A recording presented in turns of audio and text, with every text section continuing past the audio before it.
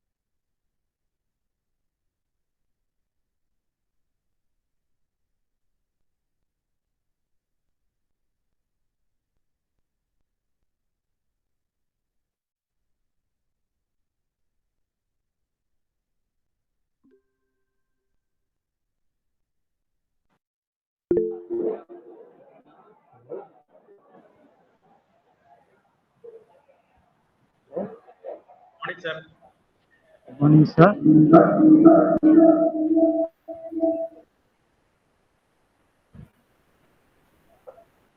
Hello, good morning.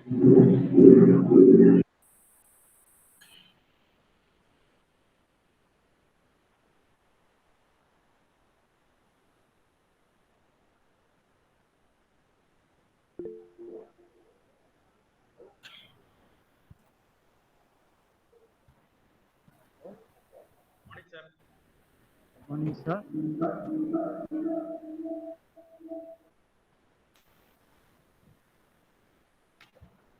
Hello.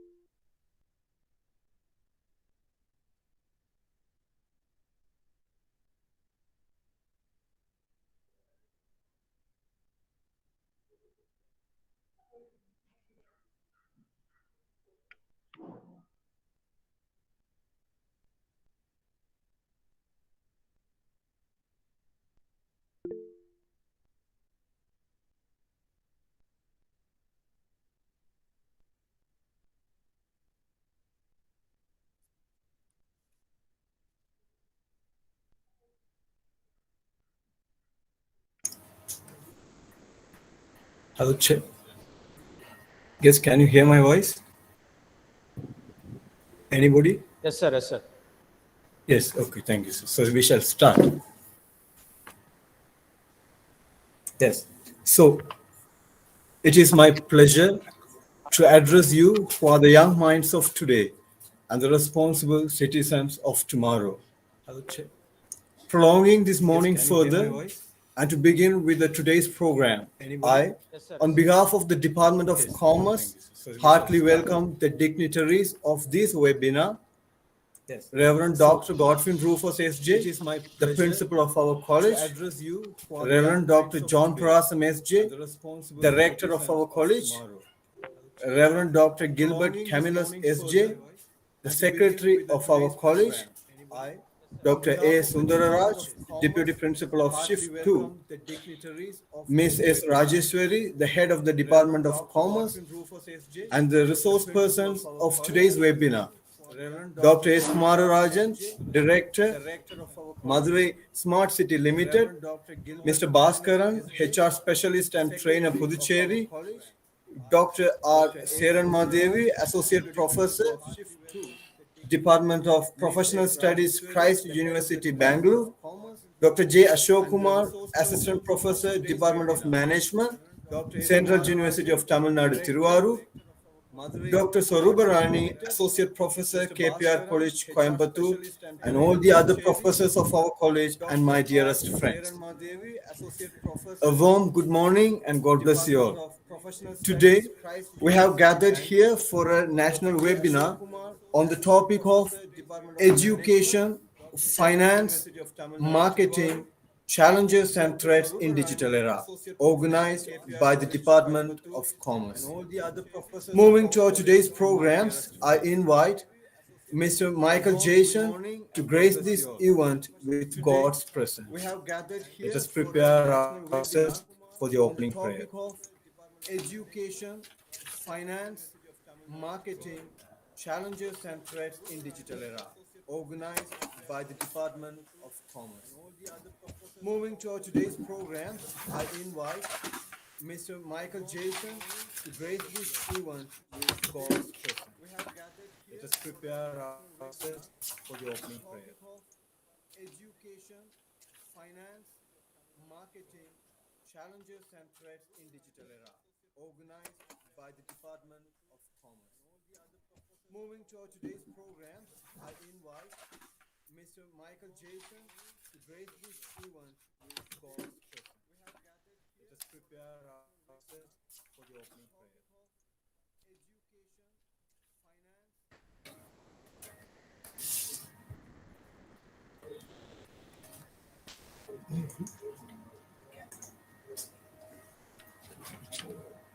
Dear God, thank you for all the blessings you have bestowed upon us. We are truly grateful for them. Thank you for allowing us today to meet and share our knowledge and time with one another in this webinar. May you extend your divine wisdom to our speaker so that he would be able to impart effectively his God given knowledge to all of us. May he be blessed as he continues to bring his expertise to people who need them. Amen. Thank you for allowing us today to meet and share our knowledge and time with one another in this webinar. May you extend your divine wisdom to our speaker so that he would be able to impart effectively his God given knowledge to all of us. May he be blessed as he continues to bring his expertise to people who need them. Amen. For allowing us today to meet and share our knowledge and time with one another in this webinar. May you extend your divine wisdom to our speaker so that he would be able to impart effectively his God given knowledge to all of us. May he be blessed as Thank you, Master Jason. Now I invite the head of the department, Professor Ms. S. Rajeshwari, to address the gathering with a welcome speech.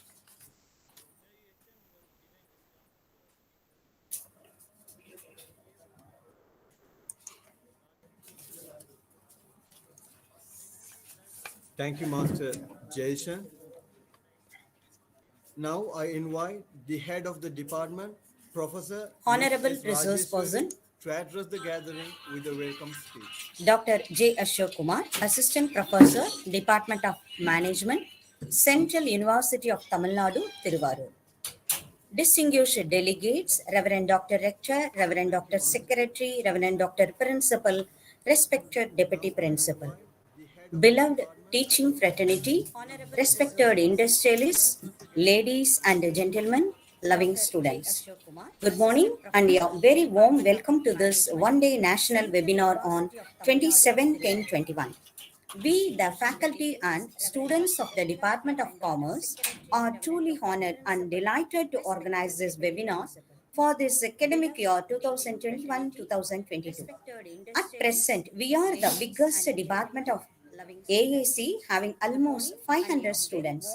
Besides, we are proud to have you all here at this important juncture. Our college has the unique distinction of bringing together such a large number of talents and young minds driven towards success and passion for vibrant and intense exchange of views, knowledge, and experience. On this great occasion, we are privileged to have the Honorable. Our college has the unique distinction of bringing together Resource person Dr. J. Ashok Kumar, Assistant Professor, Department of Management, Central University of Tamil Nadu, Tiruvarur, among us. He will deliver the inaugural address. Sir, I extend a very warm welcome to you on behalf of the Department of Commerce and all of us present here today. We are indeed thankful to you that despite your Assistant Professor, Department of Management, Central University of Tamil Nadu, Tiruvarur, among us. He will deliver the inaugural address. Schedule which is very busy. You have taken time out to be with us. Our sincere gratitude and hearty welcome to you, sir. Friends, this webinar is taking place at a time when a slew of historic reformers in India are laying the foundation for greater formalization and digitalization of the economy, creating the right institutional mile for markets to work as an instrument of growth, efficiency, and inclusion. Many legacy issues which have had tempered market mechanism in the past are fast fading away, providing a much larger canvas for the instrumentality of commerce. AEC is plentifully blessed with great and kind men like Reverend Rector. His kindness is always a blessing and charm to all of us. We are indeed to have you amidst us, dear Father Rector. On behalf of the Department of Commerce, I extend my hearty welcome to you, dear Father.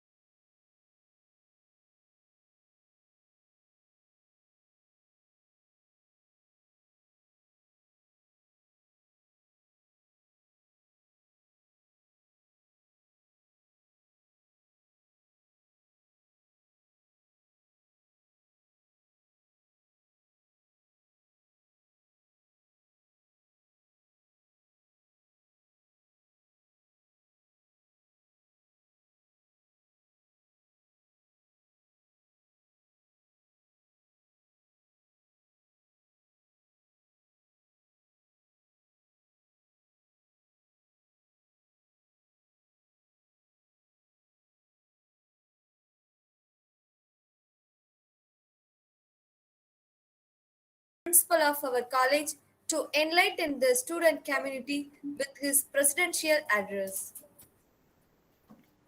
Reverend Father Rector, Reverend Father Secretary,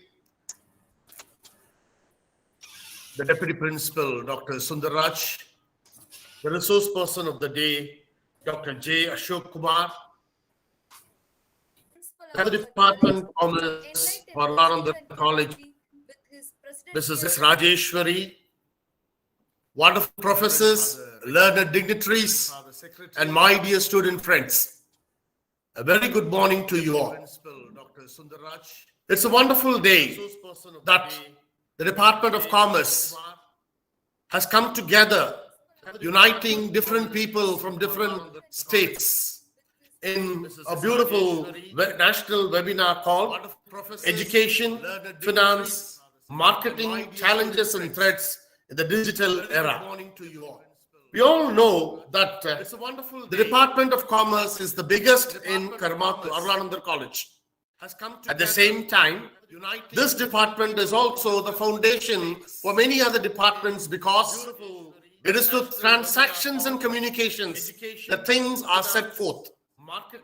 Transaction is one of the key elements of commerce. And with communication, they are better equipped and they rule the world. A world minus commerce or economics is zero because the world cannot thrive on. The world has moved from ages to ages. From the nomadic age, we moved on to a variety of ages called the Stone Age, where commerce was involved. Iron Age, the commerce again gained significance. Bronze, agriculture, industrial, technical, and now you have stepped on to digital. Of all the innovations done in these ages, digital seems to be very quick in progress. Within a matter of 15 years, things have appeared and disappeared in many a way.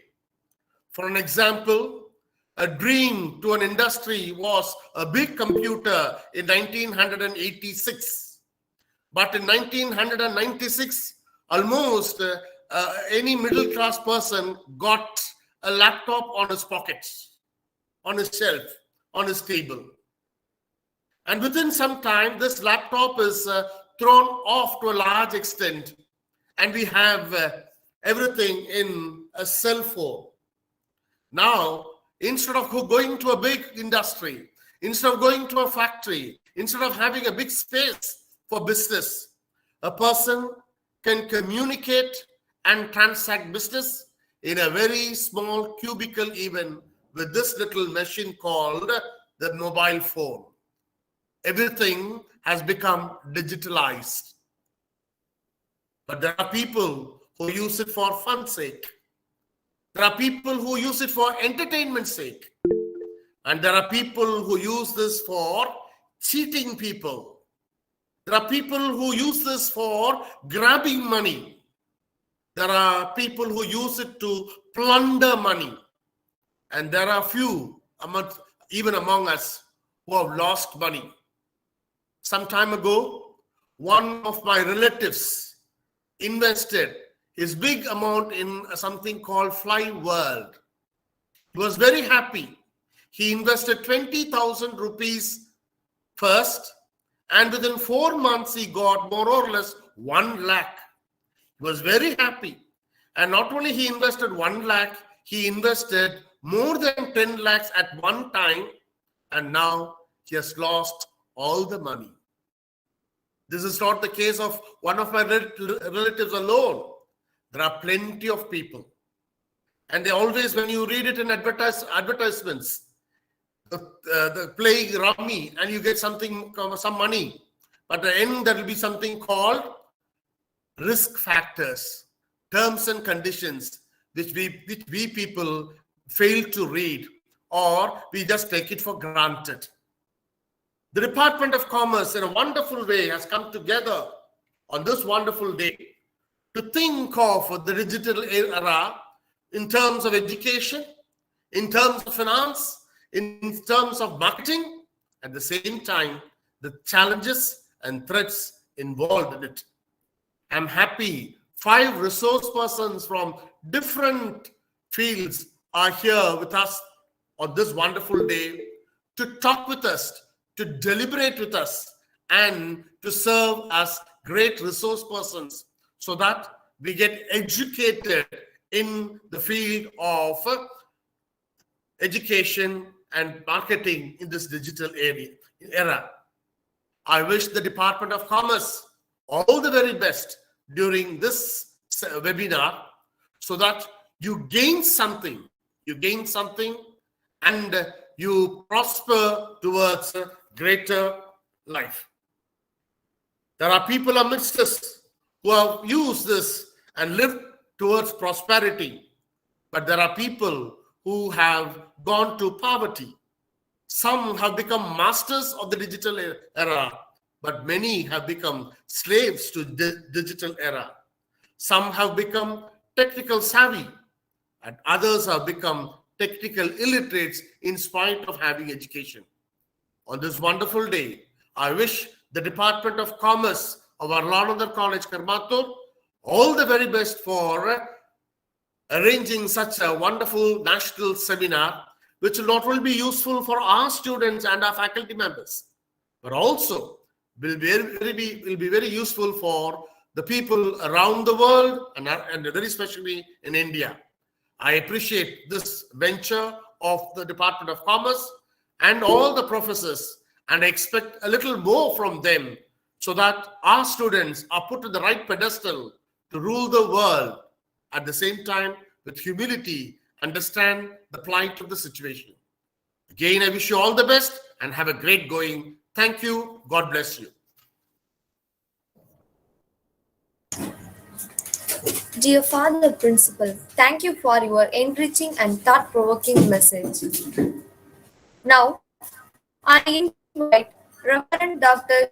John Pragasam S.J., the Rector of our college, to deliver the felicitation address.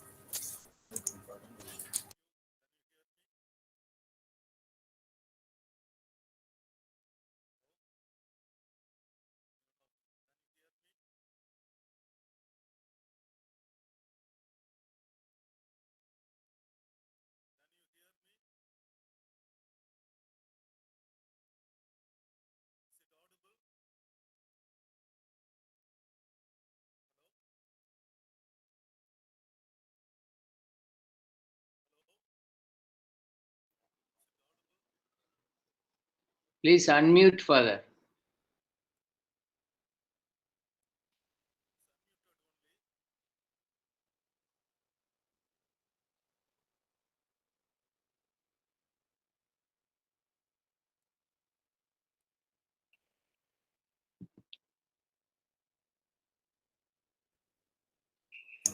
Father, can you please unmute your mic, Father?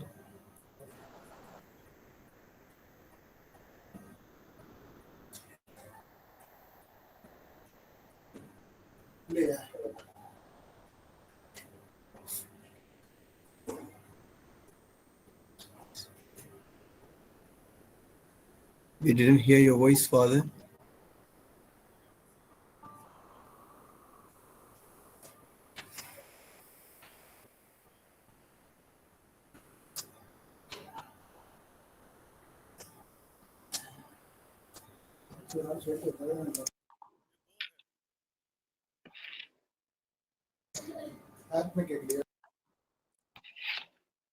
There is some technical problem maybe with Father's mic system. I don't know. So he's saying you go ahead. It looks like that. Shall we continue with the other program, Father, then? Yeah. Yeah, Yes. okay, Father. Yes, okay.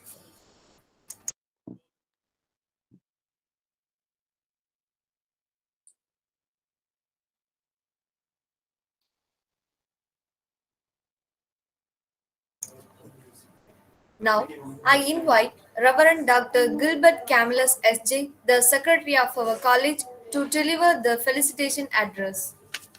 Reverend Father Rector, Reverend Father Principal, respected Professor, Deputy Principal, the head of the department, the members of the faculty, the special invitees, and dear my students, very good morning to all of you. I hope you hear me. Am I audible? Yes, Okay. absolutely. Yes, Father. Okay. Yes, Father. First of all, I would like to thank you for inviting me to participate in this inaugural program of the Department of Commerce. And secondly, I would like to appreciate the department, the faculty, especially the head of the department, the professors and the students and the organizers who have organized this wonderful webinar. The topic is a very fitting one to the modern day, and it is a current topic. It's a very concrete to the modern needs of the day. That means education, first of all, is a very important one to all the students, to everybody, and finance, marketing challenges, also the digital side you have touched upon. So I'm happy that you are having this wonderful webinar. So I would like to ask the students to participate in this very eagerly, because you are going to learn some new skills by participating through this webinar. And the department has spent quite a lot of time to think about this topic and organize this, and special invitees are here. So by participating in this program, you accumulate new knowledge and new ideas, which will be eventually helpful for you to become a great entrepreneur in future. And the government is helping you to begin any kind of startup program. So as a commerce students, you should be looking for beginning a startup program. Our government, Indian government and the Prime Minister, they have given you this opportunity. So try to find out some startup program and begin your career while you are studying here in this college. So I wish you all the best in your future endeavors. God bless you. Have a wonderful deliberations. Thank you.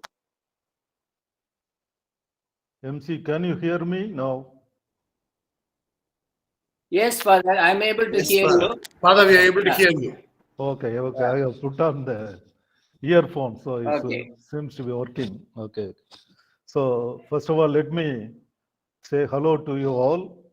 And when Madam Rajeshwari approached me to say a few words on this occasion of the webinar, I was wondering what to say, but the phrase digital era caught my eyes, and you see what it can do to you when you're all prepared to give a speech and suddenly the audio fails. And this is one of the challenges of our digital era. Okay, so there are many challenges, there are many advantages, all of us know. And I just prepared a small text based on some information. How one of the challenges is affecting even our own institution, because we are all situated in a rural background, and whether our students studying here or living around us are in a position to benefit by this digital era, how much they are able to benefit by these means is a question mark, because people talk about very much in India about the digital divide. Who are all profiting by this digital revolution in this era? That is a question. And of course, there are many advantages because of the lockdown. They say that digital adoption escalated by 5 years in advance. That means what would have happened after 5 years has happened in advance because of the urgency of the matter. Because when colleges were closed, now still we wanted to have our classes go on. So the digital medium has helped us so much. So you see a lot of advantages in having the digital revolution among us, but there are also drawbacks. Let me say some advantages on this. While COVID-19 propelled a 500% increase in telehealth consultations, a structural shift towards online shopping, with retail reaching 95% of Indian districts and digital payments touching the 100 million transactions per day mark, it amplified another trend. It's called the gendered digital divide. People talk about how the absence of digital access is leaving Indian women behind. Indian women are 15% less likely to own a mobile phone and 33% less likely to use mobile internet services than men. India had the widest gender gap in internet usage in recent years, a gender gap of 40%, with only 15% of women accessing the internet versus 25% of men. They point out the three gender-based digital divides in our, particularly among the women. One is the rural-urban digital divide, such that rural broadband penetration is only 29% against a national average of 51%. The second point is income-based digital divide between households. The third one is intra-household discrimination prevents women from equitably accessing digital devices within the domestic sphere, which in turn widens the gender-based digital divide. So you can see the advantages for men in comparison with women. Moreover, digital illiteracy and unfamiliarity with the digital platforms also deter our women entrepreneurs from moving to online marketplaces post-COVID-19. So, providing equitable access to smartphones and the internet will equip our women with the knowledge and resources they need to effectively participate in the national economy. So these are some of the words that I thought would give some kickstart to your discussion, and certainly resource persons will be able to answer some of these concerns of our country, which at the same time can deter the digital growth because challenges are always there. New challenges come about, but forums like this will address such issues so that we always march forward. With these few words, I congratulate the department and the head of the department for taking up this initiative in order for our students to learn more about the topic and go ahead. Thank you very much. Thank you.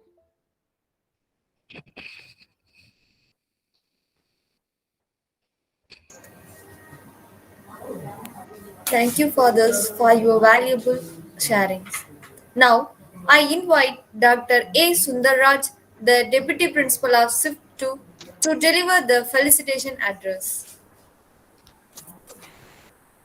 Respected Reverend Father Rector, Reverend Father Dr. John Pragasam, respected Reverend Father Secretary, Reverend Father Dr. Gilbert Camillus, respected Reverend Father Principal, Reverend Father Dr. Garvin Rufus, today's resource person, Dr. Ashok Kumar, Mrs. Rajeshwari, convener of the program and head of the Department of Commerce with Computer Applications, and Dr. Ignatius, the organizing secretary of the program, faculty members of the Department of Commerce with CA, participants from other institutions, and my dear students, good morning. At the outset, I appreciate the efforts taken by the Department of Commerce with Computer Applications in organizing a one-day webinar on the challenges and threats of digital marketing on education, finance, and marketing. As we all know that the year 2020 was a challenging year and totally a confusing year. It was in a state of complete disorder. All are affected largely by the pandemic. It has affected all the sectors, including service sector, finance, education, industry, agriculture, and marketing itself, and also other sectors. The situation has led to the concept of work from home and increased online business, online learning, online teaching, and so on. Today, in the digital era, we cannot avoid the use of these technologies, digital technologies, in every activity, in every sector. Digitalization has played a crucial role in the development of any country. It is reported that about 75 to 80% of marketing takes place through organized digitalization. Accordingly, there is a change in consumer behavior. Today's consumer is tech savvy, socially empowered, information rich, and lacking time. As far as India is concerned, we talk much about digital India, and definitely there are a lot of challenges also. Technological advancement even changed the nature of education, and it has revolutionized education sector completely. It has also expanded the boundaries of education, similarly all other sectors. Therefore, there are a lot of scope as well as a lot of challenges for digital marketing. Researchers say that the year 2022 will be of more challenging and we'll see a lot of changes in all these sectors. With these words, I wish the participants to make use of the opportunity. It is a very good platform where you will be exposed to various aspects of the topic. Thank you. Thank you, Ananda.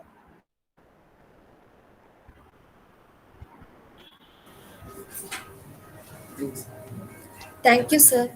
Now, I call upon Professor Mrs. P. Sahaya Prince to introduce the resource person for the inaugural address.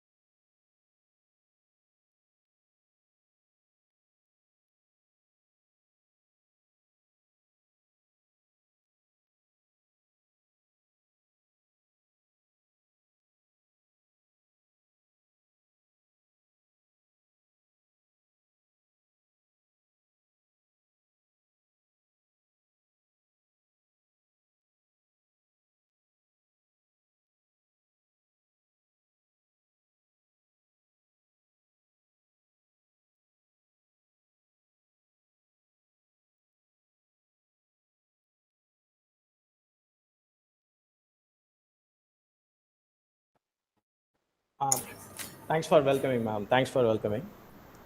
At the outset, most respected, Reverend Father Dr. V. Gilbert Campbell is a secretary of the institute of the college. Reverend Father Dr. John Prakasam, rector. Then Reverend Father Dr. U. Godwin Rufus is the principal. Dr. A. Sundaraj, deputy principal.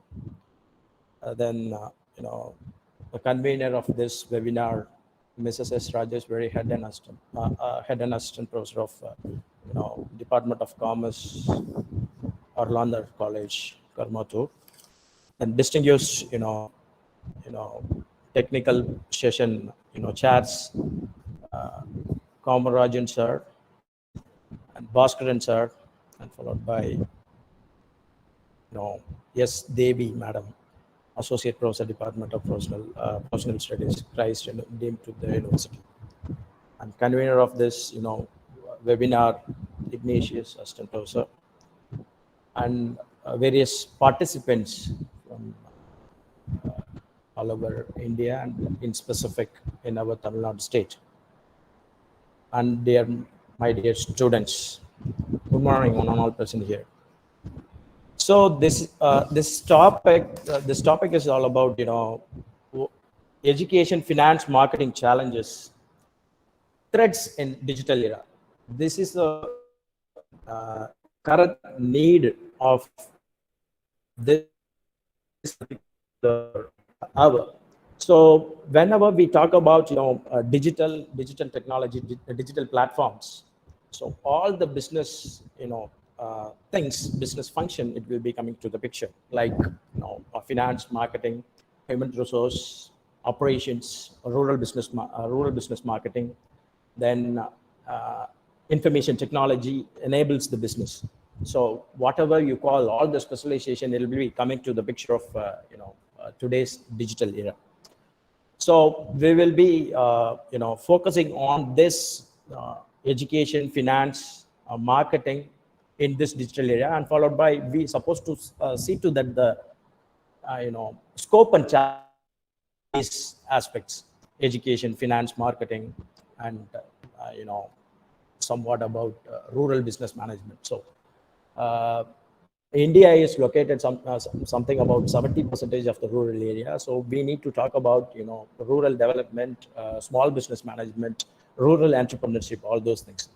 Nowadays, if you look at rural entrepreneurship, if you look at in the platform of digital era, digital technology driven, then it is all about technopreneurship, rural entrepreneurship. It will be converted into the rural technopreneurship. So I'm having the case at the last. Let me explain that particular case as well. So moving to the this topic, COVID-19 pandemic has accelerated the digital transformation. Exactly.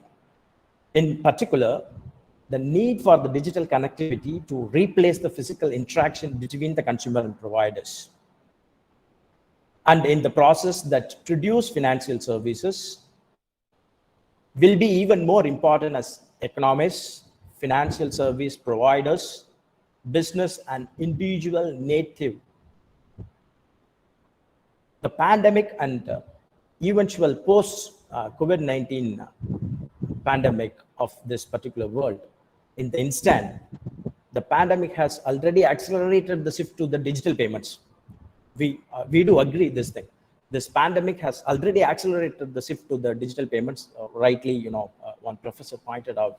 So how much percentage digital payment taken places in this, COVID-19 pandemic?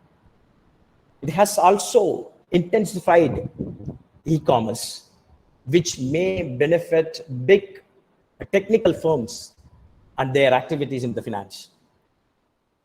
Countries with more stringent COVID-19 policies and lower community mobility experience a larger increase in the financial apps, financial application, financial application that enables the financial transaction downloads in the wake of this outbreak.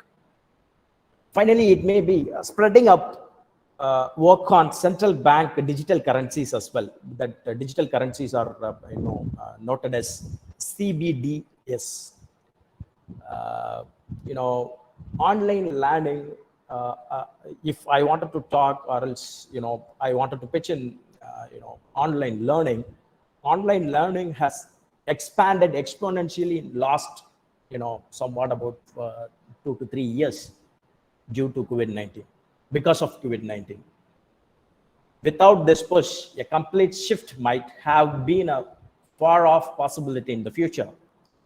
However, several educators, teachers, as well as students have spoken out in the favor of digital education.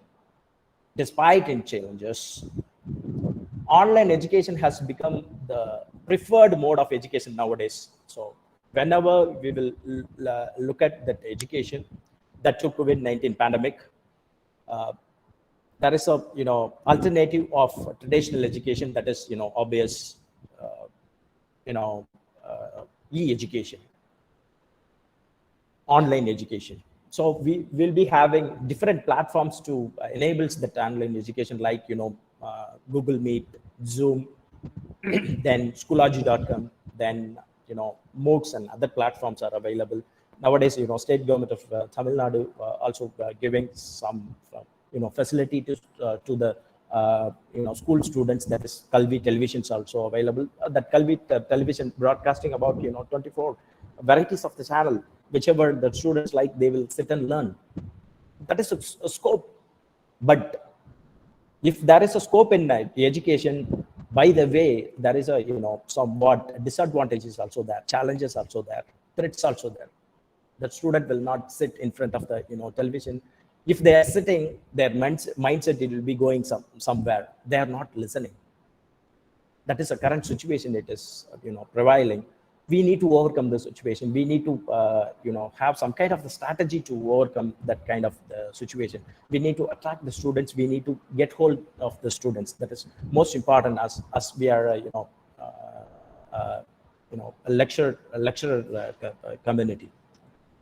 So nevertheless, it would be in perspective to the belief that the online education posed no challenges.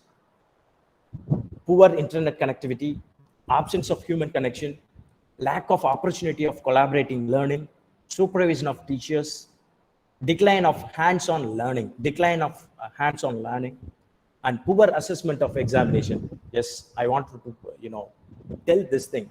Poor assessment of examination. Why? Because online examination we are conducting, the students are telling that we are writing the examination, sir, but here there is a poor network connectivity. We are unable to show our video and other stuffs. So we are unable to track hold of the student activities while writing their examination. This is very difficult. They are copying from that internet. They are using that smart digital devices with the help of the Alexa and Siri. Why? Because the students are having nowadays digital device. That digital device is enabled with that Apple Siri and followed by Amazon Alexa. So just they will be asking, they will be putting their microphone, it's off mode. They will be asking question to the digital device. With the help of that particular apps, it will be that apps will be giving back them some solution or some answers. So straight away they are copying out. So a poor assessment of examination nowadays takes place. This does not take away the fact that the quick success of online learning has been severe. In the wake of this pandemic, schools around the world have had to face an almost immediate rise in the virtual classrooms. The sudden arrival has not only amplified the existing digital challenges, but presented a host of new challenges to the school management, educators, parents, students alike, right? So if you look at the resource and internet connectivity related to these challenges of giving online education, one of the main challenges for the digital education, India is is having connected with the poor internet connectivity in a rural area. I'm talking about rural area. India is, surrounded 70% of the rural area, and some parts of urban area also getting disturbed. Majority of the population across India has still no access to the internet, and a large population in rural areas still illiterate in the field of digital technology. So we will give awareness to the people first. We will educate them first. We will give awareness about the technology and what kind of the apps are available, what kind of the platforms are available. So we need to educate the rural people, some sort of, internship or some sort of, skill development activity to be taken care by the students and the faculty members to the rural area. Then we need to educate first. So more innovation required to make the digital education more interactive and robust. Then we have, shortage of trained teachers as well. Okay. Majority of obstacle in the use of digital education in the rural area is that lack of knowledge and skills among the, teacher fraternity. Why? Because, we people know about that digital technology and digital divine. We are able to use the digital technology, but some of the people, I don't want to highlight those people, but they are unaware about this digital platform and digital technology, how to use this digital technology to deliver the lecture and other stuff. There is a shortage of teachers formally trained on digital technology. In some of academic institutions in the rural area, school teacher and college professors are not interested in using digital tools for conducting the classes.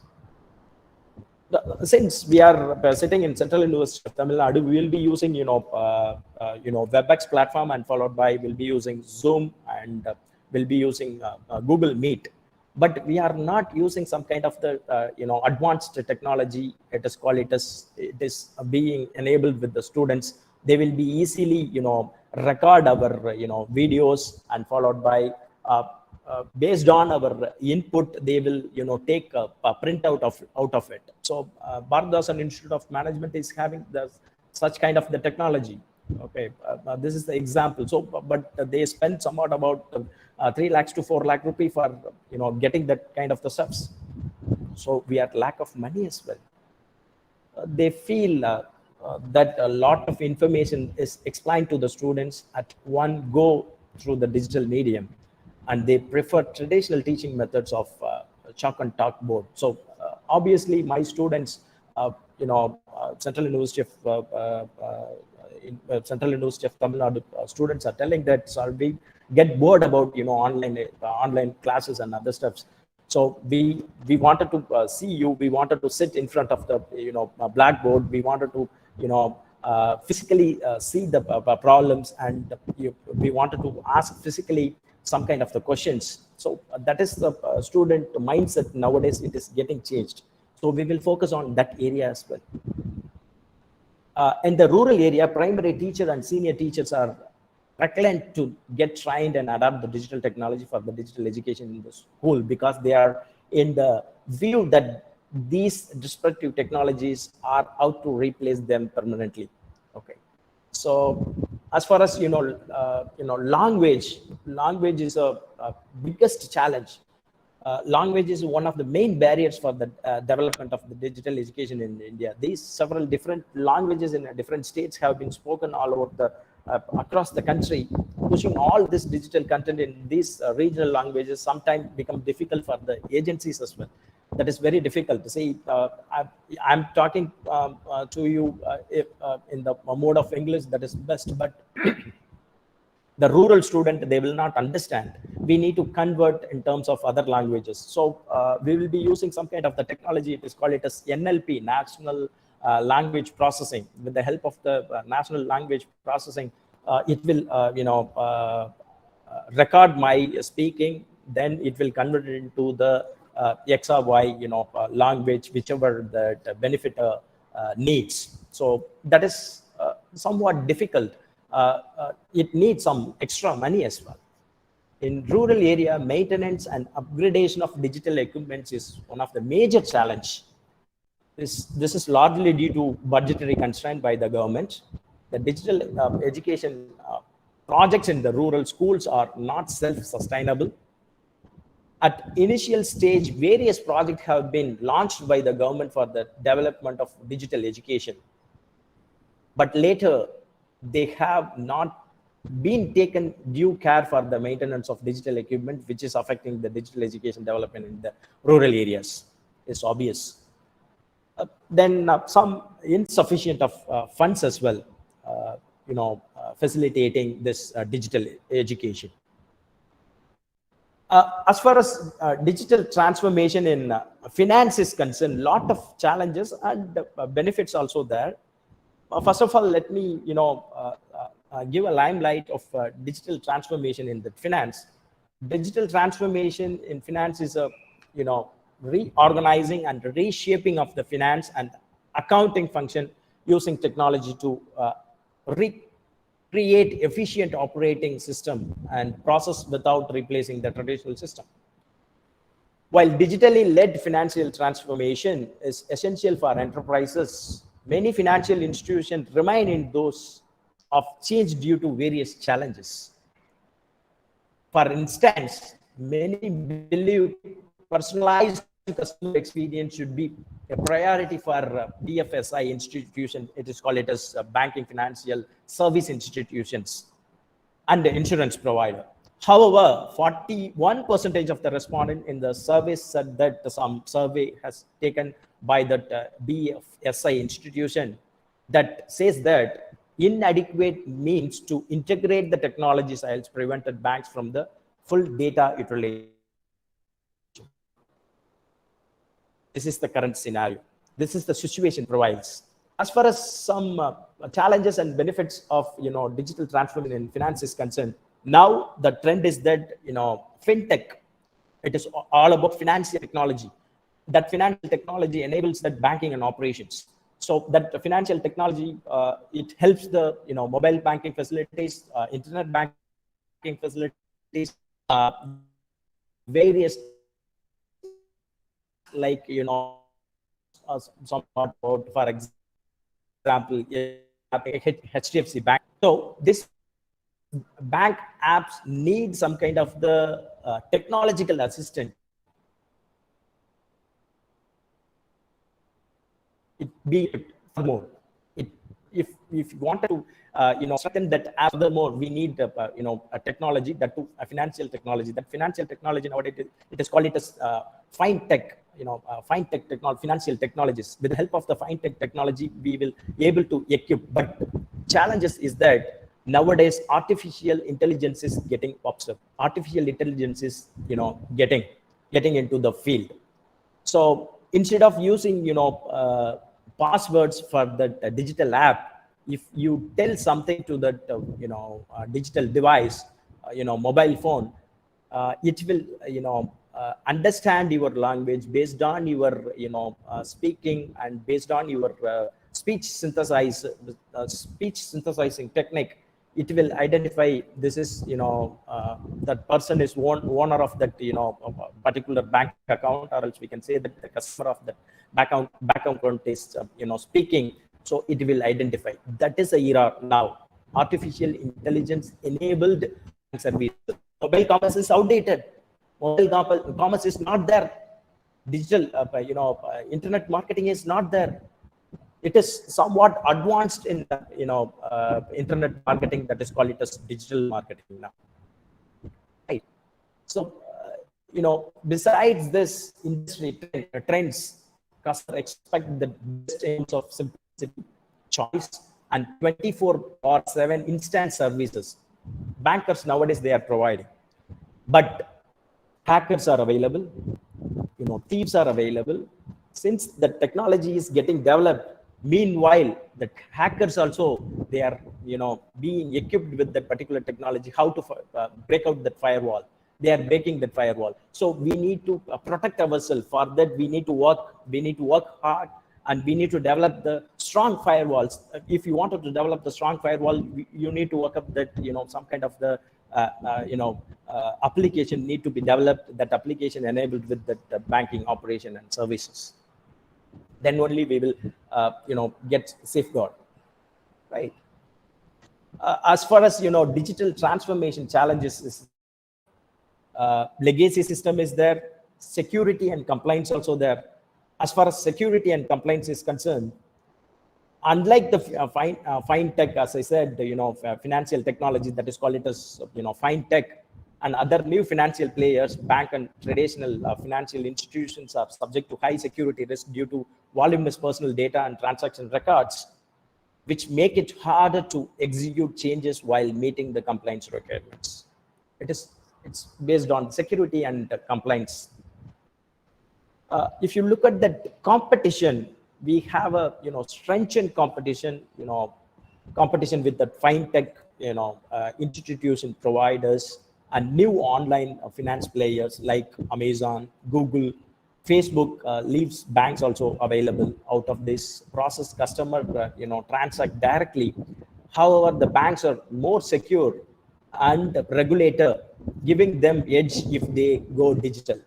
So in banking, the big competition is that Google Pay and followed by Amazon Pay and Facebook also. Now they are going to come into the action. Okay, so that's what in WhatsApp being implemented, that money tagging movements. We will make use of WhatsApp and you can transfer the money. So this is the biggest threat for the banker. So now the banker, they are giving the services to the customer. They are thinking how will this competitor like Amazon, Google, Facebook, and other stuffs. Okay, this is the biggest threat for the normal banker because of this digital era. Somewhat about digital innovation is transforming financial services. Innovation in financial technologies such as mobile money, peer-to-peer, or marketplace lending, insurance technology. So insurance technology also nowadays using insurance tech, InsurTech, and crypto assets have emerged around the world. In the past decade, fintech has already given greater access to the convenience of financial services for the retail users.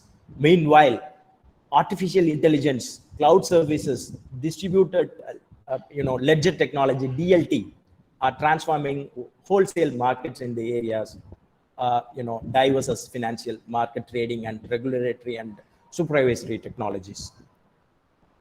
So as far as digital marketing challenges is concerned, we have lot of challenges. So not getting lost in volume. It means that digital world is booming, and almost every business out there has taken its products and services online to reach out the masses. According to marketing survey report by Experian, most marketers are now facing the challenge of making their brands stand out in volumes available on the internet. This eventually leads to difficulty of running a brand awareness campaign, acquiring the new customer. For this, what we have to do, we supposed to do, at least some of the products and services might be similar to what another business has to offer. That is a minor aspect that is unique to you. Discover the USP of products and services and find ways to convey the same. Conduct surveys on your existing customer and your target audience to be better understand what they are looking for and identify which needs your brand can fulfill. So somewhat about driving the traffic of the website, that is also major thread, traffic in the website. So nowadays, somewhat about 60 to 70% of the rural youths and rural youths, we will tell that youth and rural youth, they are using that internet. Due to this major chunk, this website trafficking is taken places that with the mass website trafficking, we unable to do some kind of the financial transaction and other stuffs. We unable to get the services from the service provider. That trafficking also there. For avoiding this website trafficking and followed by website getting struck, we need to work out. We need to think for some kind of the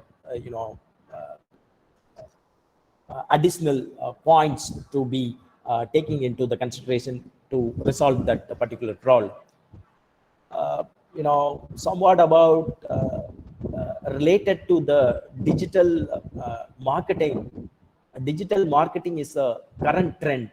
Digital marketing is a current trend, but we are having lack of security uses, a lot of security uses. We have come across the cases wherein online security has been compromised. The news and media keep it afresh. Since more information is shared online, hackers get more incentives to find way to get through security, shopping, bill payments, application submission, order copies, certificates, and other essential documents, and so much more stored in online for easy access. So that is a biggest threat. So hackers easily track that information. Then nowadays, the latest cinema also they are telling that getting a information, getting a data of that particular individual, is selling the data to X or Y person, they will be getting money. As rightly, principal father pointing out. So a lot of mistakes and a lot of cheaters are also available. Then with the help of this digital forum, they are making out of money. Followed by, we'll be having some kind of the myth towards that, some kind of the financial currencies. I wanted to tell you in this juncture some currencies are established, and it is came into the action, came into the practice in the year of so and so. So it is like cryptocurrencies like Bitcoin, Blockcoin, Dash, Dogecoin, Litecoin, Namecoin, Next, Peercoin, Primecoin, Ripplecoin. So we are not knowing this kind of cryptocurrency. What is the use of this cryptocurrency? How will use this cryptocurrency? Whether this cryptocurrency will give us some kind of the benefit or not. So we are in a verge of study these kind of the cryptocurrency. What is all about this cryptocurrency? What is the use of this cryptocurrency? Whether we will be accessible this particular cryptocurrency or what, we need to check it out, all those things. This is the thread for that cryptocurrency as well. This is the challenges as well. Somewhat about threats for financial constraint, deleted wallets, hardware failures, wallet corruption, upgrading older wallets. So since this is being enabled with the digital platform, all the information it being stored in a cloud. With the help of the cloud, they do retrieve your information. If they are retrieving the information, then everything goes wrong. So we need to go with a very systematic way, and we will use this digital platform in a very, very responsible way. What we call it as exactly responsible way. Then only we will overcome with this threats. Likely, some of the stock market also, using this digital platforms nowadays. Stock market using digital platforms. In that stock market, some risk also there. So, what kind of the risk are there in a stock market? How will overcome the risk? So, as you are a young minds and beginners of this commerce field. You will study that what is the stock market, and followed by that stock market, how they are using the digital platform. In the digital platform, what are the threats are available. So we will find out the threats.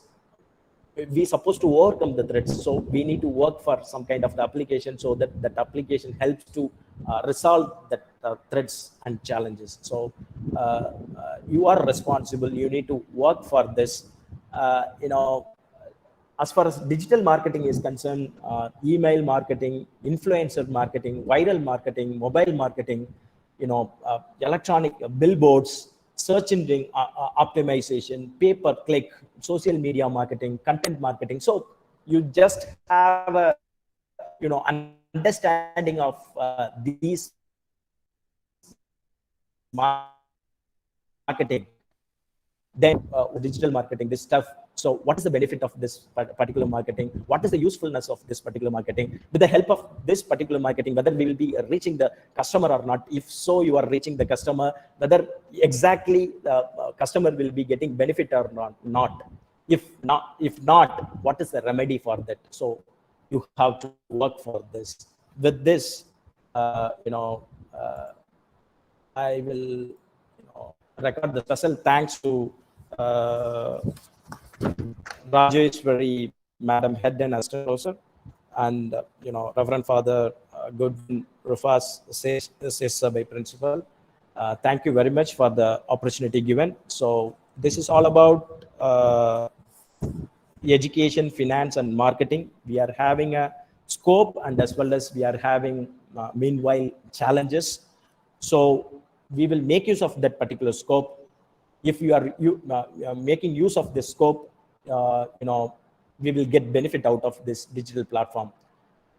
Threats also there, so we need to overcome the threats. As you are a young mind and followed by a young thinker, you will be thinking beyond the boundary, like a somewhat about critical thinker you are. So you do think systematically and put your effort for developing some kind of the apps and the digital application.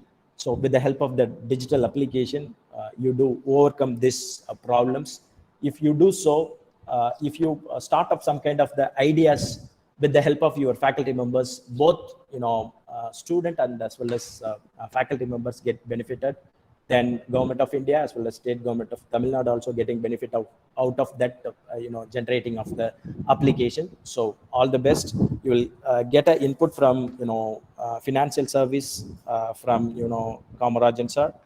So digital education vision and strategy from Bhaskaran sir, and yes, Devi madam gonna talk about digital marketing. So have a fruitful takeaway from this webinar. All the best, and God bless you. Thank you very much for giving this opportunity.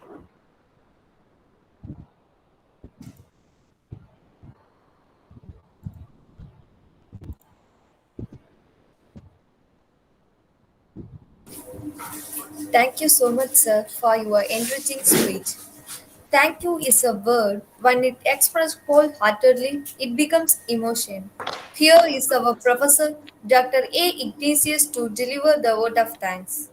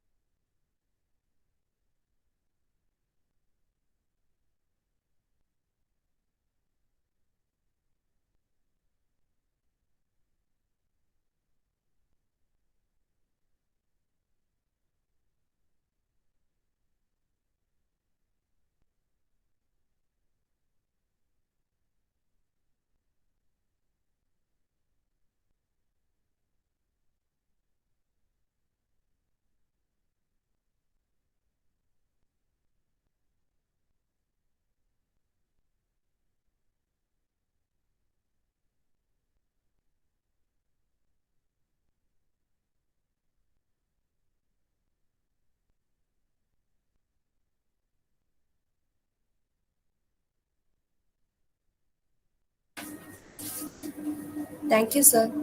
Now, let's start the first technical session of this webinar. Now, let's start the first technical session of this webinar on the topic of innovative techniques in financial services. Before that, I invite Professor A. Stephen Jairaj to introduce the resource person.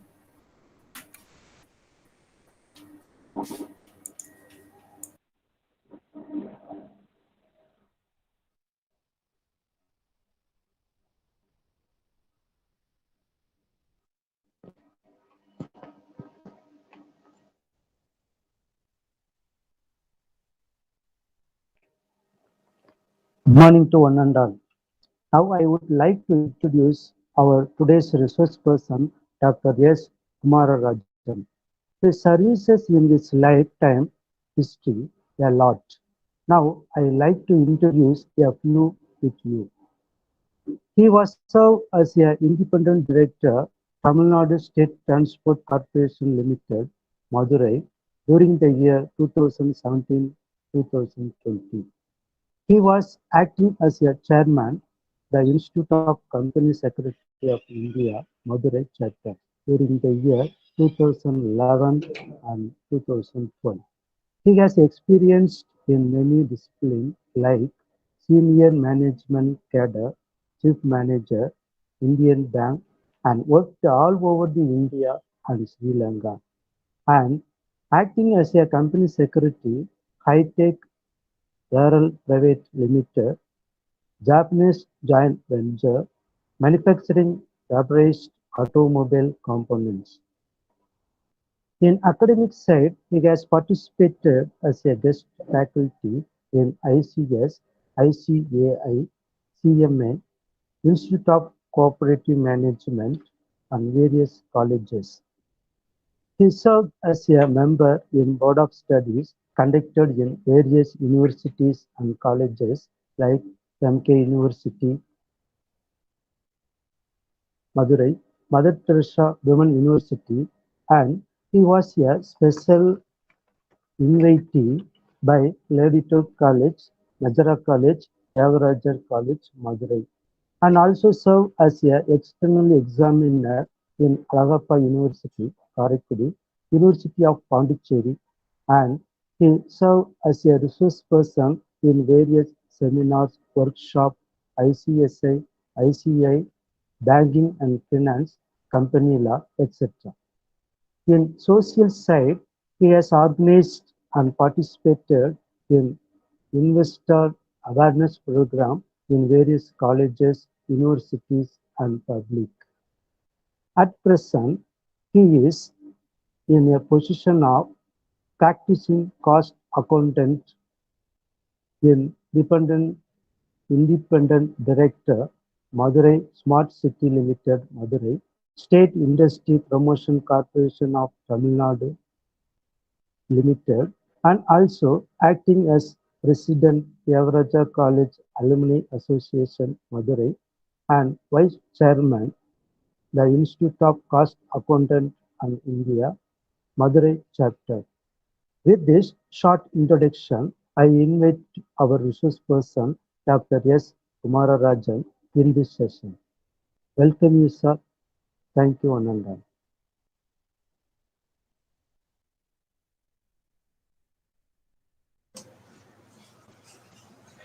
Good morning.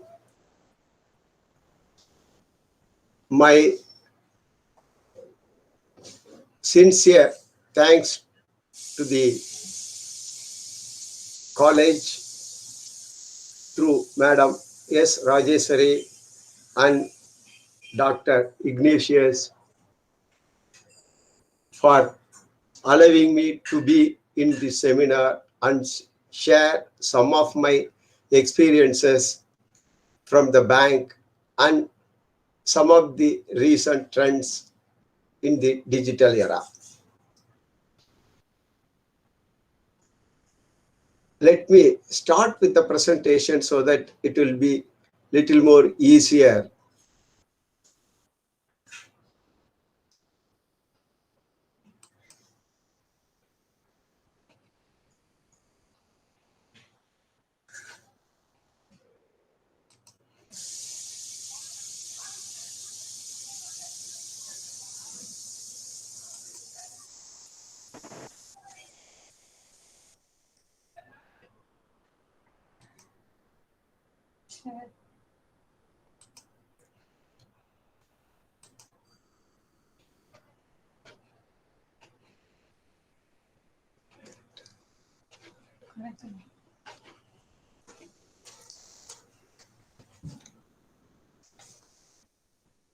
Before we go into the subject, just some statistics which I have taken it shows how much the digitalization had impacted in our life. Most of the tools are all being used by the financial institutions. If you see, website is about 95%, social media 95%, online banking 85%, email 83%, mobile application 76%, digital financial 66%, and newsletter, blog, online chat is 48, 39, 37. Then anyone can easily see that how much we have been involved or we have been managed by the digital era and digitalization of financial services. If you take financial services, banking is the major player in the financial services. Of course, we all know the usual banking, accepting deposits and handling and lending the money. But how this has been inculcated through the digital area is the financial innovation. If we go to insurance sector, insurance, we all know in every walks of life, insurance is coming in, personal insurance and general insurance about health and motor vehicle insurance, all those things are all there. The other financial services, if you take the mutual funds normally, instead of investing in a capital market, either in the primary market or in the secondary market, by investing straight away to the equities, which requires some more knowledge about what is what, and one should have a demat account, and that is also another innovation. And when we talk about demat account, earlier we used to buy shares in the physical mode and transfer of shares and other things with the transfer forms, and this is to be sent to the company for retransferring in the buyer's name. Like that, it was going on. Nowadays, a demat account had been opened just like a bank account. Our account will be debited and the buyer's account will be credited like that. These things are all when ordinary common man cannot judge which company to invest and which company he has to sell, buy, like that, and following the market, and at what time we should enter into the market, at what time we should come out of the market. All those things are all certain technicalities. Of course, all these things are all can be done by even an individual if he has some basic knowledge and he can develop it. But without that, if a person who cannot spare time or otherwise can simply invest in the mutual funds, the mutual fund in turn will invest in various ways and they will give a return. This is another service. For this mutual fund also, nowadays there are so many innovations is taking place, and earlier they will simply invest and get some returns. Nowadays they are having so many schemes like index funds and equity funds, debt funds, like that. There are so many things.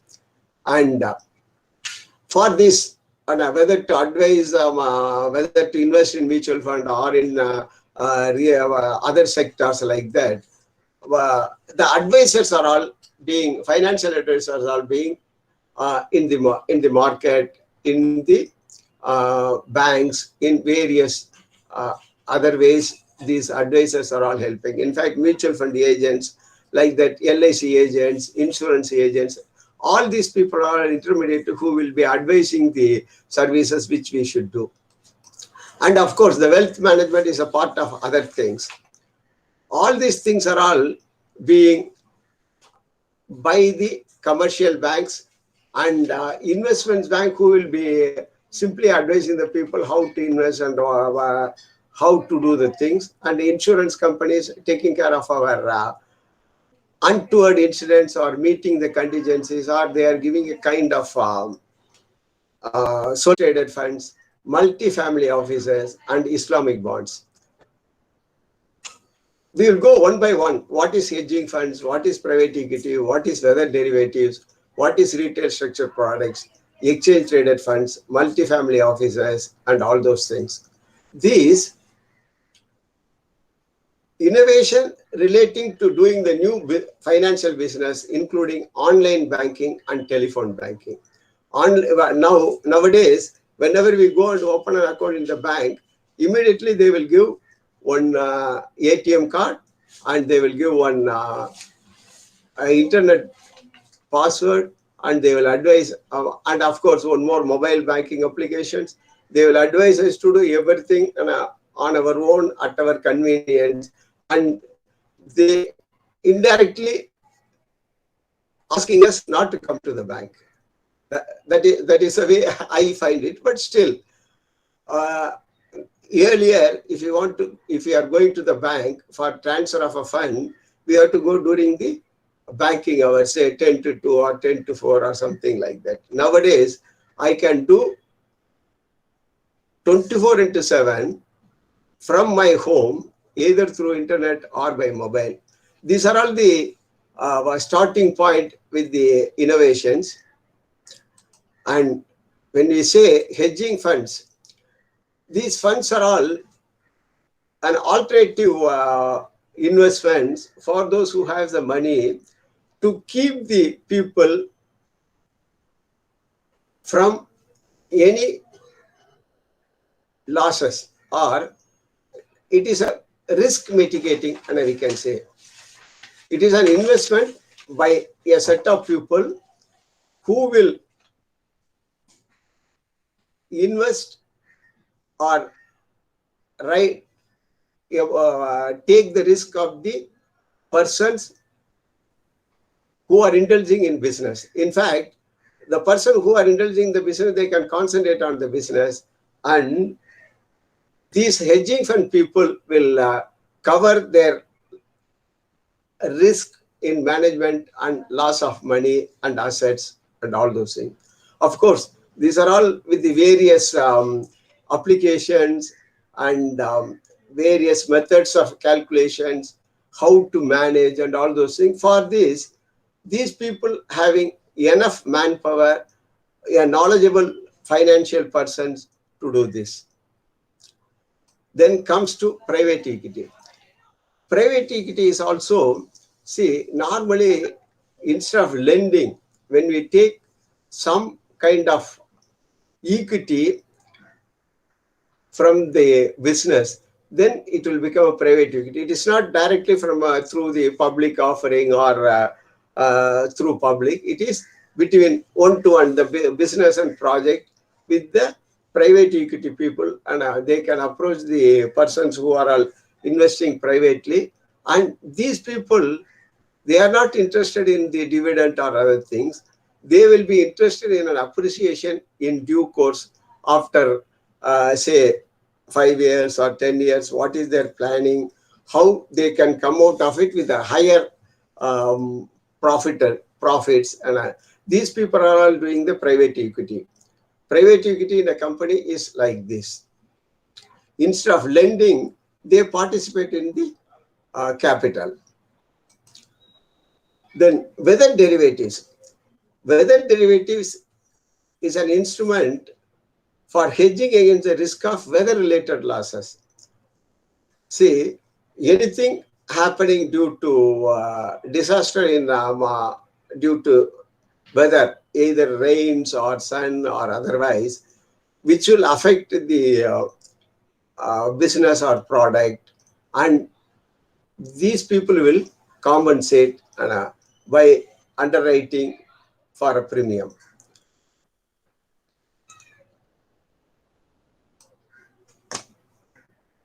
Retail structured products is another innovation. It is a market-linked investments in a pre-packaged structured finance investment strategy based on single security, a basket of securities, options, indices, commodities, debt, insurance, or foreign currencies, and to a lesser extent derivatives. See how these people are all making this product is, they are linking this just like exchange traded funds, but they will be linking with index fund or something like that. When they do, it will be particular project, particular way. It will be doing only through this, like that. When they structured it, and it is a structured product. Nowadays, even these are all being regulated in international ways.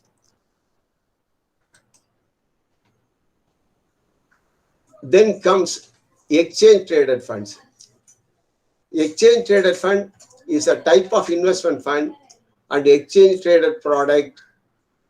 In fact, these are all traded in the exchanges.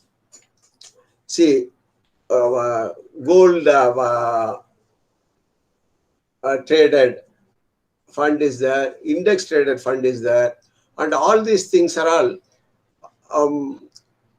traded in the stock exchange. That is, the difference between the mutual fund and this is this ETF is sold and bought in the stock exchange and from the straight away the owners. But mutual fund means we are giving some funds to a mutual fund who is the issuer of the mutual fund. Say HDFC is having a mutual fund means I am investing in the mutual fund of the HDFC, and if I require money means only HDFC will give his net asset value on a particular day, like that. But in ETF will be owned by some XYZ, and I can buy the ETF from the XYZ directly from him through the exchange. This is the difference between the mutual fund and ETF. And this ETF and will be or can be watched by ourselves, and we have to do just like our investments in equity, shares, bonds, or something like that. But mutual funds, we need not worry anything, and it is the lookout of the mutual fund to do the work. And the ETF, normally how this functions is, see, gold traded funds means they will keep the assets in gold. Like that ETF, whenever they say what is the type of ETF, they will say the stocks, bonds, currencies, commodities, and mostly it works with the arbitrage. Arbitrage means, you know, that taking advantage of the price variance in two different market is arbitrage. This will be more or less relating to the net asset value. The most ETFs are index funds. They hold the same securities in the same proportion as a certain stock market index or bond market. Say,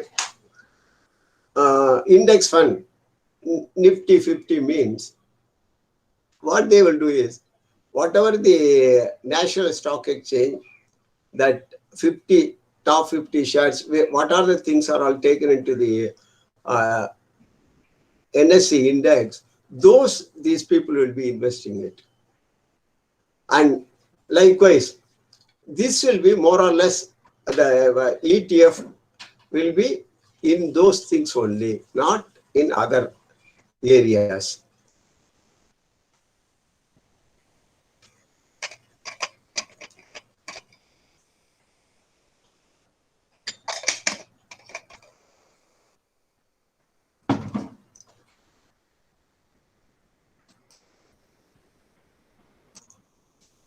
Then what is multifamily office? Now, earlier, these are before coming into the form of companies and all those things where all the people are investing, some big families, say Goengas or Birlas in India, they will be from their own business background, they will be starting their business and other things. And this will be handled by their own relatives or their own charter accountants or their own company secretaries or cost accountants. And those who are all well-knitted group of people who will be knowing each and everything of their family and their business affairs and all those things. Then this becomes an office like. All these people are all joined together and they created an entity which will give the advice to the family business. While there is no universally accepted definition, a multi-family office can generally be described as an entity that supports the complex financial needs of a specific family and act as their chief advisor, having one centralized source of information for all the family's financial matters. That is, the elderly people or who are experienced people, and finally their saying will be the accepted norm for taking a decision. Then this family office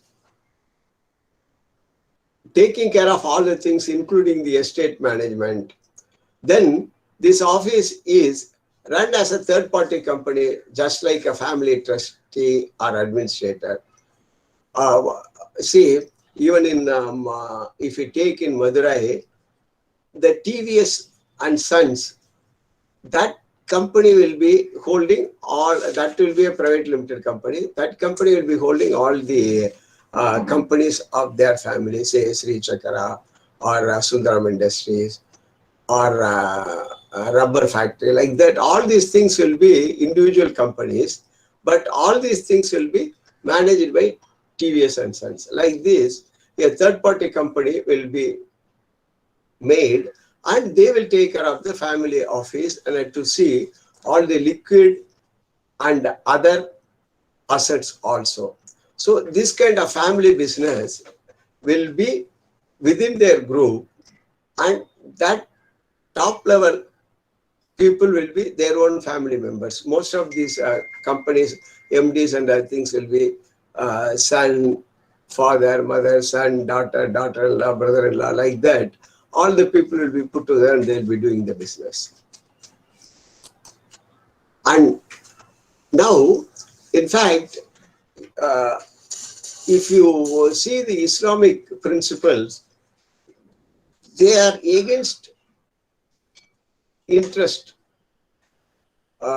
payment of interest or receiving of interest as an income, like, because they feel it is against their principles. So how to do the business in those areas? After all, capital is required for anything and everything, and everyone has to go through the formalities of earning certain things for the investments they make it like. So what happened in those areas after the invent of the modern techniques and other things? They followed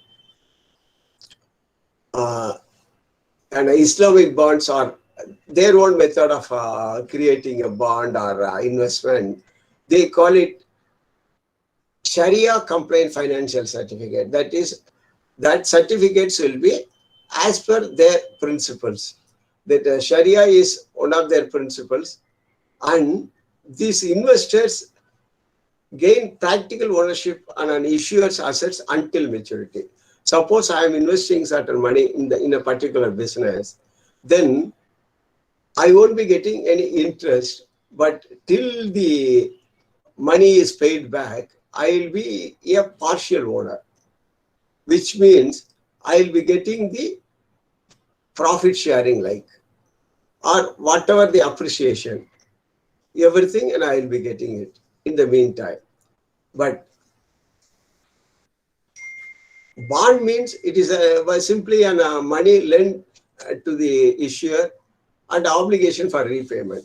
Here in this financial certificate, till it is paid, it will be an investment with the company only. So this is the technicalities of Islamic bond. These Islamic bonds had come because of the modern things.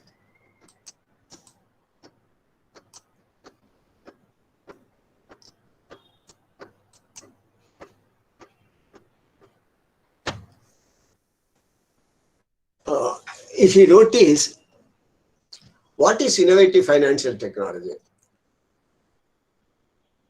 This technology and innovation is for methods in delivery of financial service. That is, earlier, anything is to be done. Suppose I have to remit the money to my son studying in USA. What I should do? I will go to the bank. I will pay the money to my account. I will ask the bank to send the money to a foreign country in foreign exchange conversion, everything. All these are all, I should go to the bank. Only on reaching the bank, everything will be started. So what happens? There is a time lag, and apart from the time, the work, everything is paper. Nowadays, all these things are all become paperless. Everything I can sit in the home and I can do everything through internet or mobile applications or otherwise. So all these things are all had happened because of the financial technology innovation, and this is very much helpful in the methods in delivery of financial service. See, any remittance nowadays, nobody is going to the bank. Suppose earlier I have to make the payment to the college or university for my studies. I have to go to the college, stand in the queue, and I should pay to the cashier of the college or the university, whatever it is. But nowadays, all the banks are having a mechanism of collecting the money through internet. Studies or purchase of, say, even online purchases had come, and all type of payments. Say now, for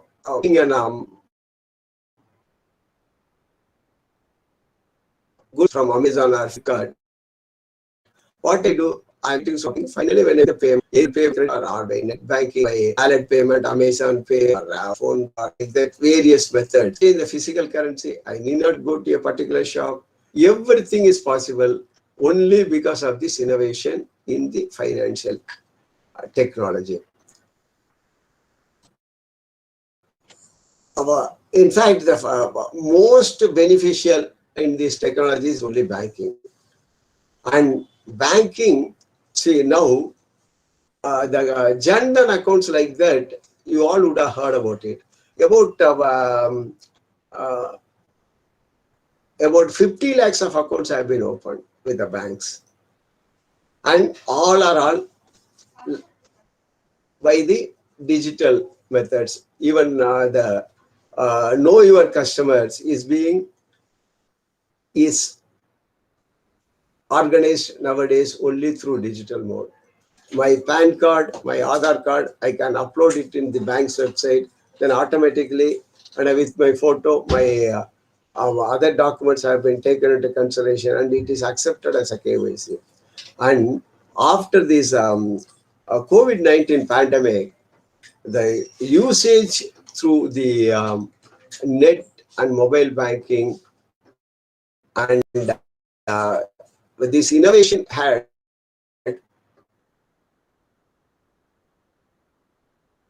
reached even the smallest village.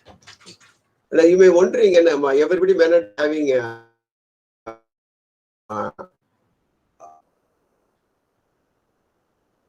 small, but there is also #19 in there is a methodology in doing that also. That is mobile number to number line. So these are all the things which helped the common man to get into the financial field with ease.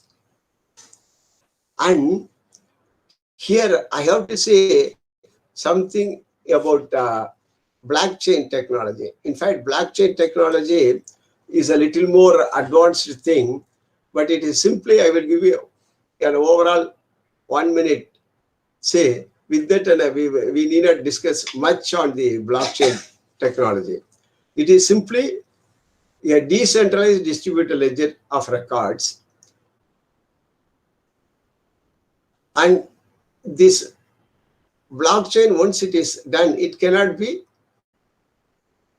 corrected or modified, and nobody can interrupt, and the security is highest. That is, suppose if I am sending in money from one person to another person,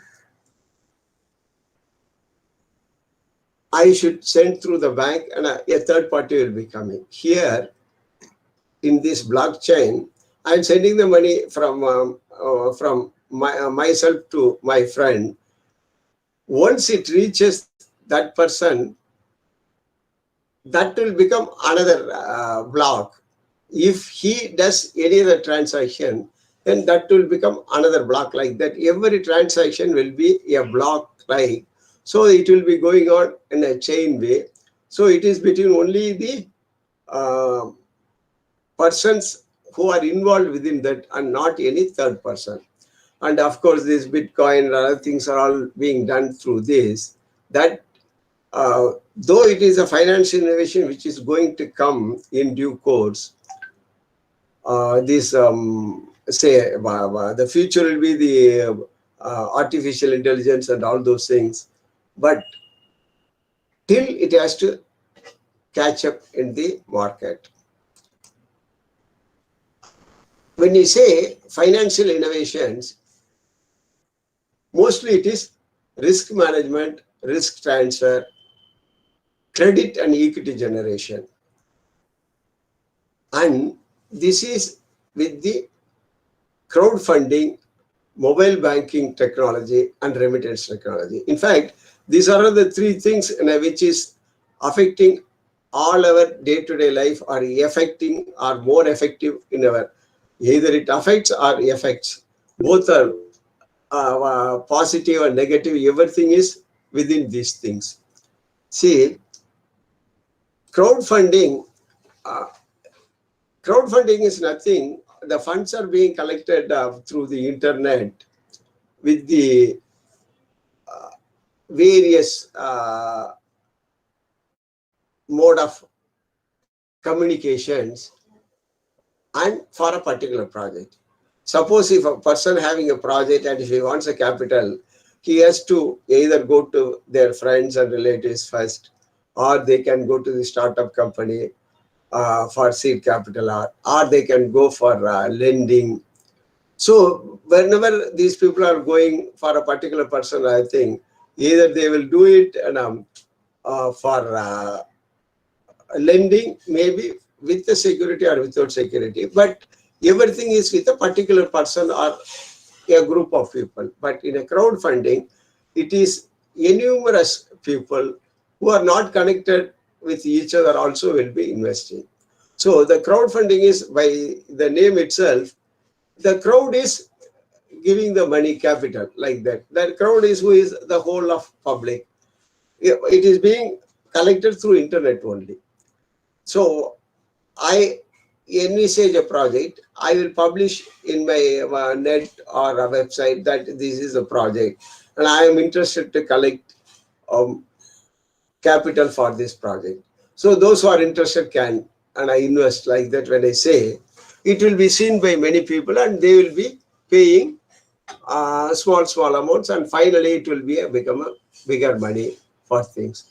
This will be from the individual, even charities, everything, and anything can be worked for on this crowdfunding. Then see, mobile banking technology is the one which is taking our life in every way. It is not necessarily in technology. If you see, most of the people are all spending more time in mobile. And in fact, I, being a man of earlier generations, sometimes I feel this is spoiling our the society itself, like that I would think. See, WhatsApp, Facebook, there are so many things, Twitter, LinkedIn, like that. Whatever the good things are there, the equally the bad things are also there. So how we should make use of these things is the most important thing. Everyone should have some kind of entertainment. I'm not saying I'm not against the entertainment or relaxations, but at the same time, these should be used mostly for productive purposes rather than the other social things. In fact, when it is called social media, it is only for that. But still, the social media should be beneficial to the society. Like that, we should make it. Especially this Facebook, WhatsApp, and all those things, the YouTube, or whatever we call it, the entire things, and we may have to do according to the requirements, and we should have a self-restraint. It is not that someone should come and hold our hand not to touch our phone or not to see this, that. But we ourselves should restrict how much time we should spend in the messages for a phone, how much time we should spend for other activities like that.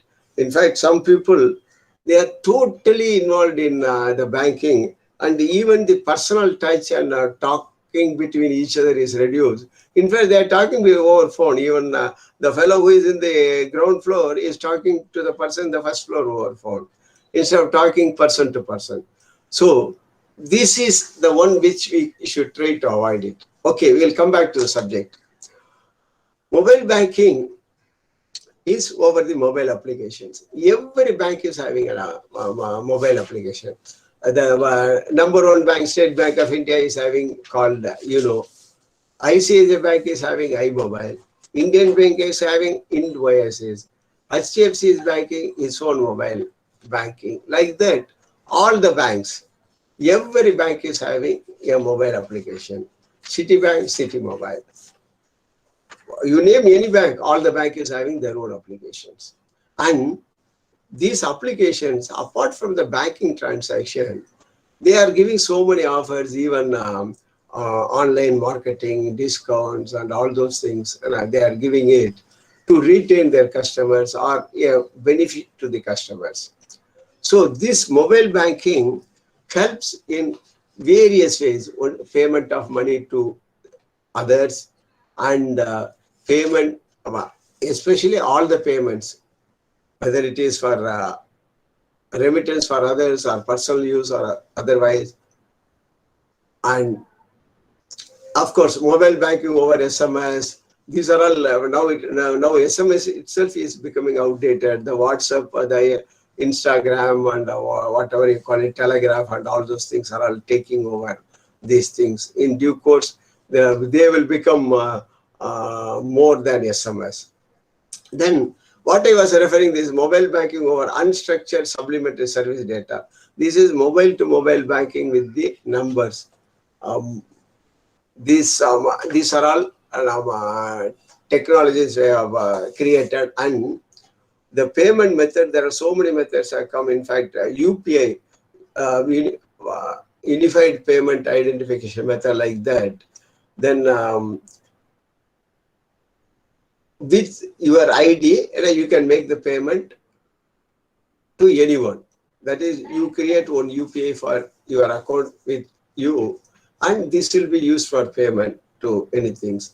The other service providers like Apple Pay, GPay, and those are all the things. In fact, Samsung Pay, like that. In their mobile, they have their own payment applications which will accept all the credit cards.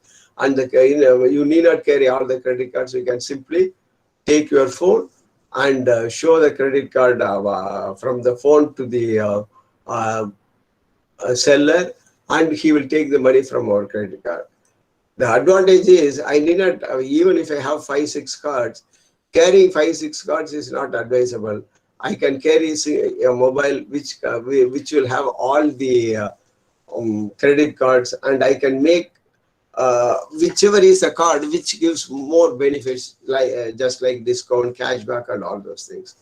So this is the way the mobile banking is taking our life. This mobile technology is helping to break down these barriers, making remittances more convenient, secured, and affordable. Customer can easily and quickly send money transfer with a swipe on their device. And if we take the financial instruments, participation in equity is in infrastructure projects, etc., are all taken into the class of innovative financial instruments. And financial sectors, how these innovations are put into use. Financial innovation, which is the creation of new securities, markets, and institutions, can improve the financial service sector and thereby accelerate economic growth, as the new products contribute to the deepening of financial markets. Innovation in turn fosters economic development. Ultimately, this financial innovation and improving the financial services in a quicker way will lead to economic development and ensuring the financial markets in its lead. And if you take the financial products, the products is taking everything. See, even in our seminar, we are going to talk about education and marketing and all those things. So these products are all retail banking, fundraising, investments management. Everything is coming into the fintech products. It is thriving because it greatly expanded access to capital to small business owners, including women, minorities, and immigrants who were underserved before technology level the playing field. See, earlier, the facilities available from the government to the people are not easily reached. Now, after the technology is improved, everything is made possible, and payment, subsidy, everything is directly being credited to the beneficiaries, especially those who are not knowing much about the knowledge about the financial sector and the schemes, where the villagers, women, and immigrants who do not have a permanent address, all those things, and having a bank account, even though they are not in that particular place, the bank account will be in a particular branch and particular place. These people with their ATM cards and other things, they can transact from anywhere. So these things are all possible only because of the this improvement in technology in financial sector. So those who are not served till today, the remote village people and other people are all having accounts. In fact, all the banks are having facilitators, and they will be going to the unbanked centers, and they will pay the money, collect the money, and they are acting as an agent to the bank like that. So all these things are all possible because this technology. They will go with a small machine, a card machine like, and they will swipe their card, and for the debit, and they will pay the money. So everything is accounted in the bank. So the safety is also there. At the same time, convenience is also there. So these are all the possibilities because of this technology. Then, what is the most important thing is there are a lot of data is available with various people. All this data is to be analyzed. The advent of smart analytics allows financial services companies to mine the wealth of consumer data to understand and service the customer better. Technology has also helped organizations develop innovative financial services. The development of better payment system is a key challenge for organizations. In fact, nowadays, the payment through checks had slowed down. And because of another aspect, because there was a delay and other things. Now, even the check clearance and other things are all taking place in the same day. The image is being captured and sent to the clearing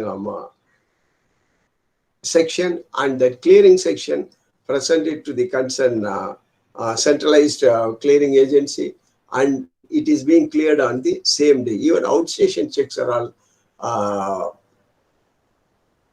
because of this core banking system, everything is able to get cleared on the same day or the least time frame. So these things are all possible by analyzing the requirements of the customer with the big data analysis.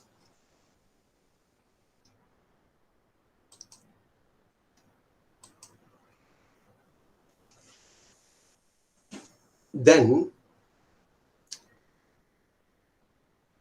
this financial technology is used to describe new tech that seeks to improve and automate the delivery and use of financial services.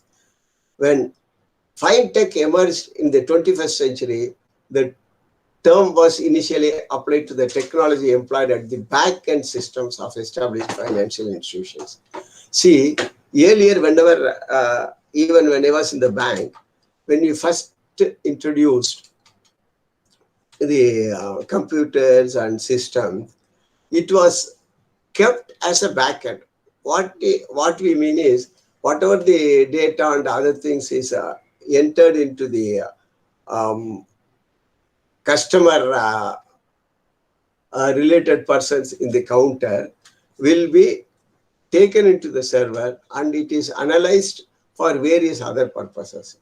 Then came one by one, and in fact, there were days we have worked even without calculators. Then the calculators have come, calculators without decimals, and it is tabletop like. Now you have a scientific calculator which is in your palm. What I was working for a calculator in the bank in 70s and 80s are all a big table calculators like with the typewriter size calculators will be there, and the digital will be a problem, and making a mistake in a digital will cost us a lot also.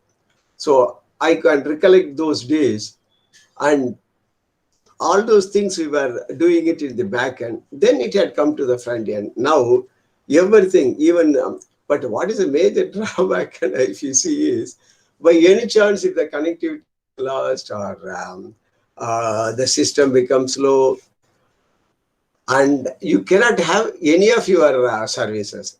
See, even if you want to take a money, if there is no money in the ATM or there is no power, and our bank system is not working, the cashier cannot give you the money unless he entered into the system. What are the denomination he is giving it to you?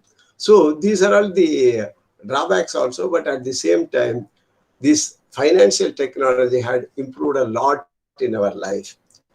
Now, I'm more concentrating on the bank because I was in working for the bank. But likewise, even in See, stock market, all the things are all accounted in the demat account. In the insurance, see, even the insurance is accounted in the demat accounts. See, whatever my insurance policy, I can kept it in the demat account, and whatever the maturity and all those things, everything is possible nowadays with the demat account, mutual funds, insurance, all those things are all there. And not only this, these are all being governed by the national security depository and central depository. Like the two depositories are there. These people are taking care of these things, and NSC and BSCs are doing for the transaction in the capital market, and SEBI is overlooking, RBI is overlooking. All these things are all enough to help us. And I feel I am running short of time. So what I do is, let us try to complete it quickly. What are threats we can see from this is, these are data piracy. Whatever be our confidential data, it can be stolen by somebody, and our system can be hacked, and the fraudulent transaction can happen. See, perhaps somebody would have experienced the things, or you would have read the papers.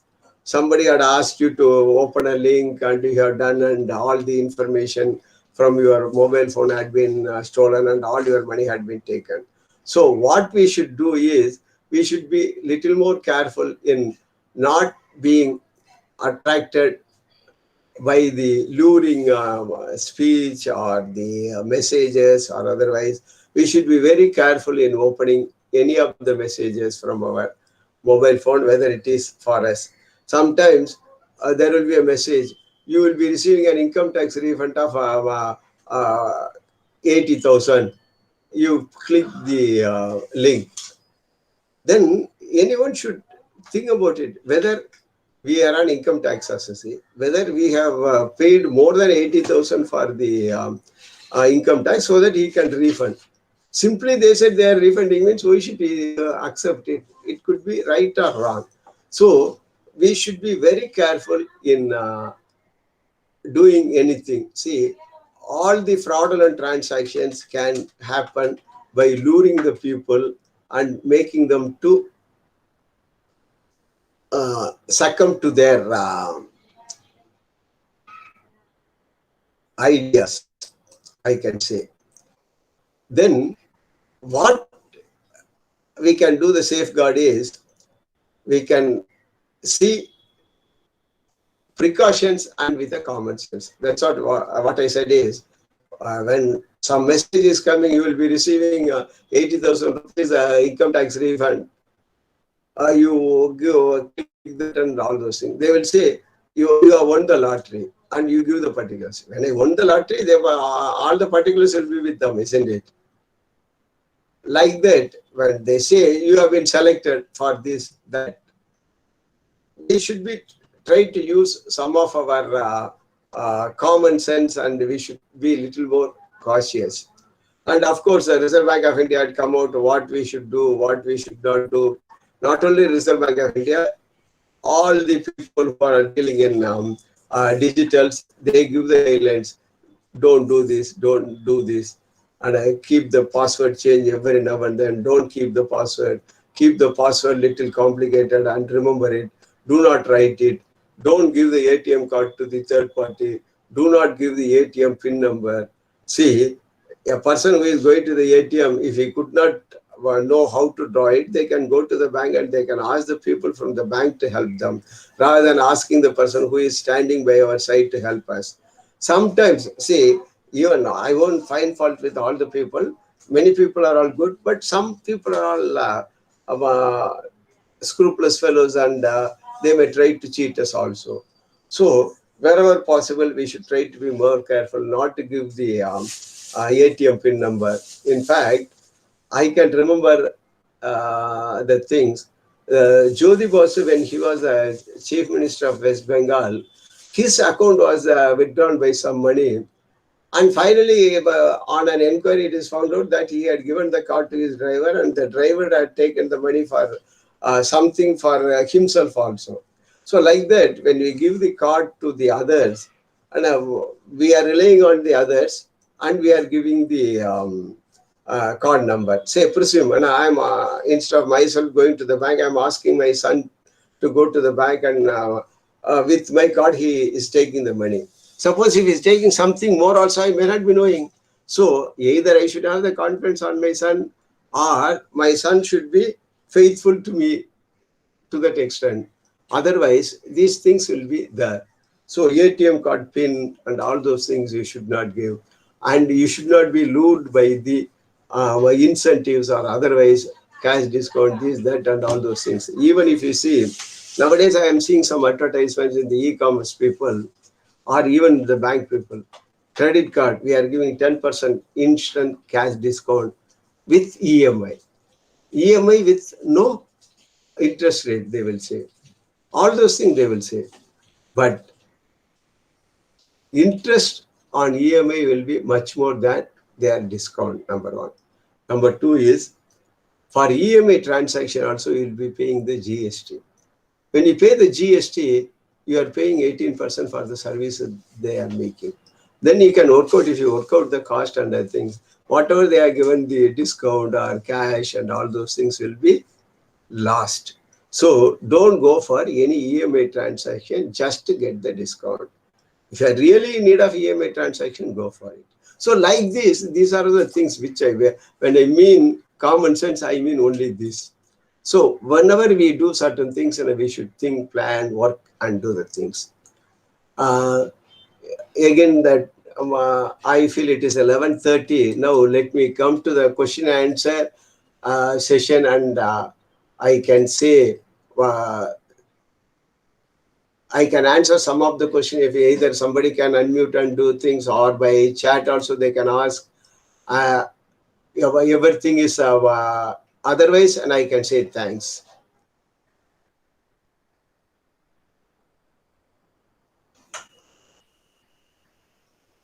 So can I say thanks and complete my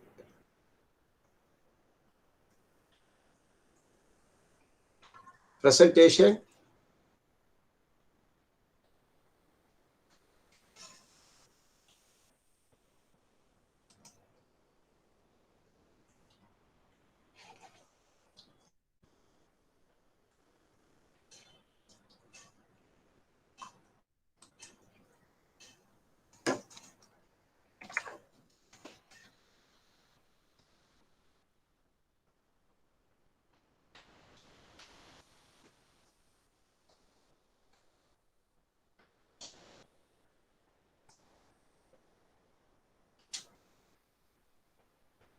Yeah, tell me.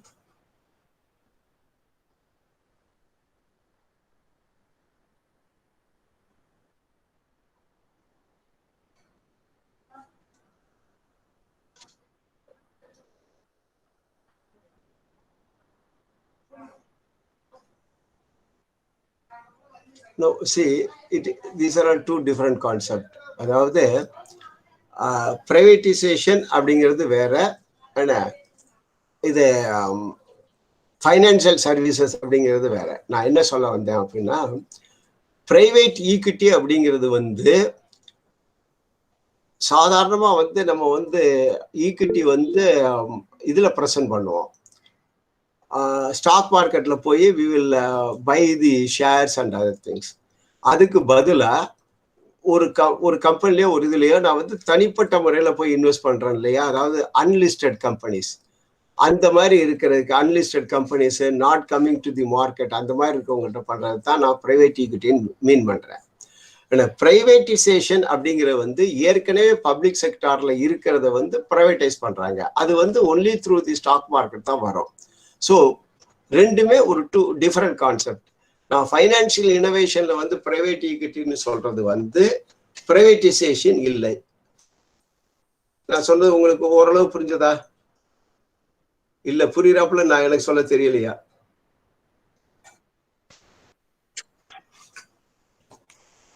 Even otherwise you can talk to me in Tamil, no problem. என்ன சொல்லுங்க, நீங்க வந்து என்ன நினைக்கிறீங்கிற சொல்லுங்க.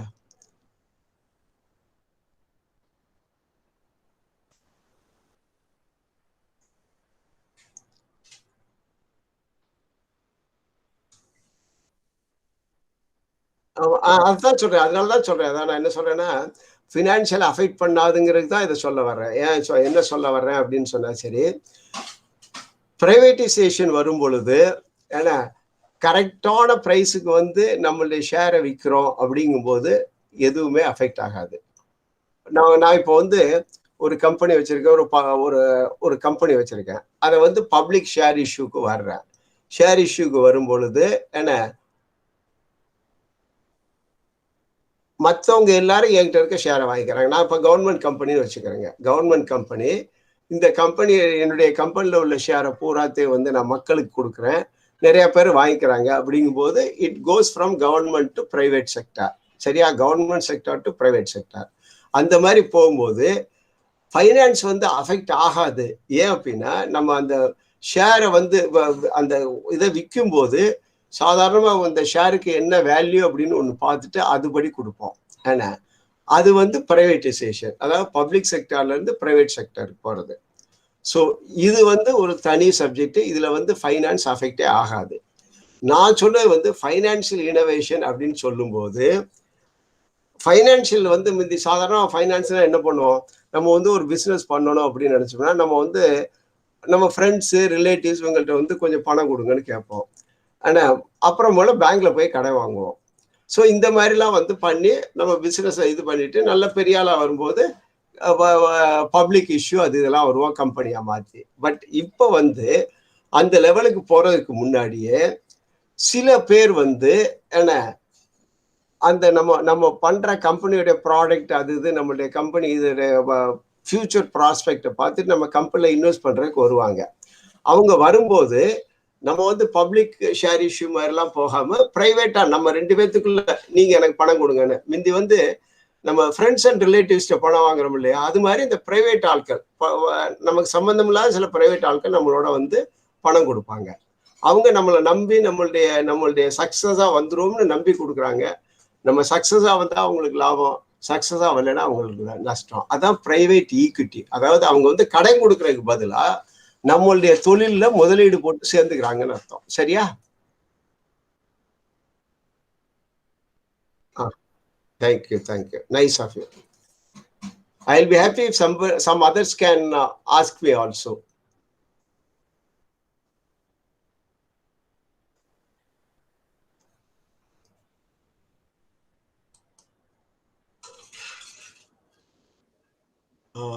Darshini Subramani, one raised a hand like that I have.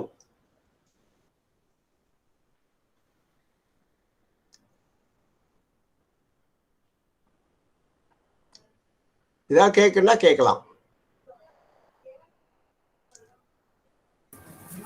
Sir, yes, sir. They are having questions. Wait, sir.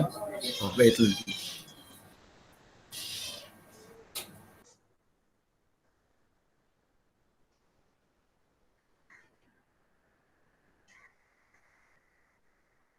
Good morning.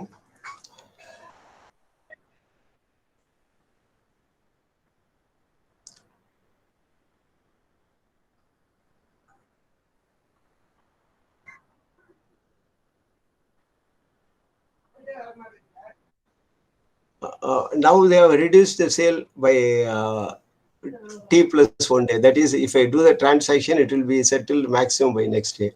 Even this is why they want it is since the morning to afternoon the transaction can happen. So after everything is over, they can settle it like that. Otherwise, mechanism wise, it can be done immediately, but regulation wise, they are taking 1 day. Now it is not 3 days, it is 2 days we can take it. That is, today if you do the transaction, it will be done by tomorrow. Like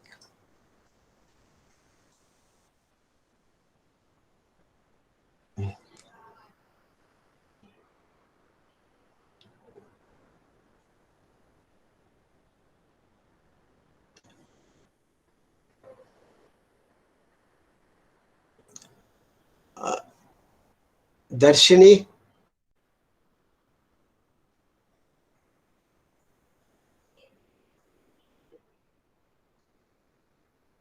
Okay, go ahead. One by one.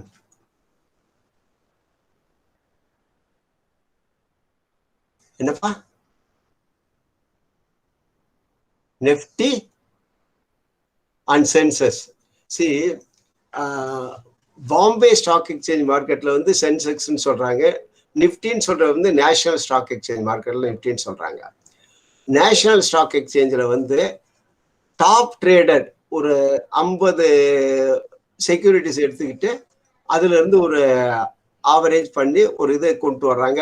அது வந்து day to day, week to week, year to year அந்த மாதிரி மாறுறத வந்து அவங்க index பண்ணி சொல்றாங்க. அது வந்து என்எஸ்சி நிஃப்டி, அதாவது என்எஸ்சியில் ட்ரேட் பண்ற 50 கம்பெனி. சென்செக்ஸ்ங்கிற வந்து பாம்பே ஸ்டாக் எக்ஸ்சேஞ்சில் 30 கம்பெனி வச்சிருக்காங்க. அந்த 30 கம்பெனியோடைய டிரான்சாக்ஷன், ஹையஸ்ட் டிரான்சாக்ஷன் எந்த 30 கம்பெனி வருதோ அந்த 30 கம்பெனியை வச்சுட்டு சென்செக்ஸ் ரிலீஸ் பண்ணாங்க. சென்செக்ஸ் ரிலீஸ்னா எப்படின்னா, சரி, சென்செக்ஸ் வந்து பேஸ்ல ஒரு டேட்ல என்ன பிரைஸ் இருக்கு, அதுக்கு என்ன, அதை 100ன்னு வச்சுக்கிட்டீங்கன்னா இன்னைக்கு வந்து என்ன பிரைஸ் இருக்கு, எவ்வளவு இருக்கு, அந்த இதை கூட்டுறது, அந்த மாதிரி கால்குலேட் பண்ணி நம்ம ஸ்டாட்டிஸ்டிக்ஸ்ல பண்றோம் இல்லையா, இன்ஃபிளேஷன் அந்த இதுக்கு, அதே மாதிரி பண்றதா சென்செக்ஸ். அவங்க வந்து இந்த 30 கம்பெனி 50 கம்பெனி எப்படி சூஸ் பண்றாங்க அப்படின்னா, சரி, what is the highest turn over, ஆனா அந்த மாதிரி வச்சுட்டு பண்றாங்க.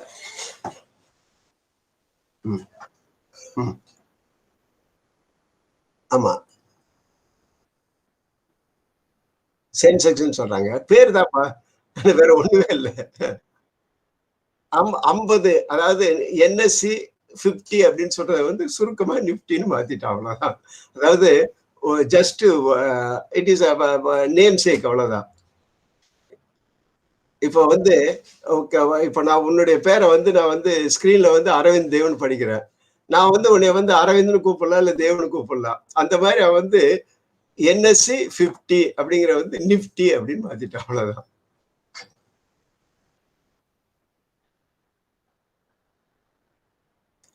ரெண்டு கடைக்காரங்கப்பா. அதாவது இப்ப நம்ம ஊர்ல வந்து ரிலையன்ஸ் ஒண்ணு இருக்கு, பக்கத்துல ஒரு பாரே ஸ்டோர் இருக்கு அப்படின்னு சொல்லணும்னா சரி, ஆனா அதே மாதிரி தான் பாரே ஸ்டோர்ல ஒரு விலை விற்கும், ரிலையன்ஸ்ல ஒரு விலை விற்கும். அதே மாதிரி என்எஸ்சியில வந்து அதே, அதாவது ஸ்டாக் எக்ஸ்சேஞ்ச் வந்து ட்ரேட் பண்றதுக்கு கம்பெனிலாம் அந்த ஸ்டாக் எக்ஸ்சேஞ்சோட ரெஜிஸ்டர் பண்ணிக்கிறணும். என்எஸ்சியில் ரெஜிஸ்டர் பண்ணவங்க பூரா என்எஸ்சியில் ட்ரேட் பண்ணுவாங்க. இது பிஎஸ்சி பாம்பே ஸ்டாக் எக்ஸ்சேஞ்சில் பண்ணவங்க பூரா பாம்பே ஸ்டாக் எக்ஸ்சேஞ்சில் பண்ணுவாங்க. சில கம்பெனி ரெண்டுலையுமே ரெஜிஸ்டர் பண்ணி வச்சிருப்பான். ஸோ ரெண்டுலேயும் ரெஜிஸ்டர் பண்ணிச்சா 2 பேருக்கும் கம்ப்ளைண்ட்ஸ், 2 பேருக்கும் பணம் கட்டணும், சப்ஸ்கிரிப்ஷன் கட்டணும், 2 பேருக்கும் வந்து இன்ஃபர்மேஷன் கொடுக்கணும், அவ்வளோதான். அப்போ இவனுக்கு வந்து ஒயிட் மார்க்கெட் இருக்கும். அதாவது நான் இப்போ போய் ஒரு ஷேர் வாங்கணும் அப்படின்னா என்எஸ்சிலையும் வாங்கிக்கிடுவேன், பிஎஸ்சிலையும் வாங்கிக்கிடுவேன். அதர்வைஸ் அந்த பர்டிகுலர் இதில் மட்டும்தான் லிஸ்ட் ஆயிருந்துச்சுன்னா அங்கே மட்டும் தான் வாங்க முடியும். என்ன, இது வந்து ஜஸ்ட் 2 டிஃப்ரெண்ட் என்டைட்டி, ரெண்டு கடைக்காரங்கன்னு வச்சுக்கிறீங்க, அவ்வளோதான். ரொம்ப simple. Nice of you.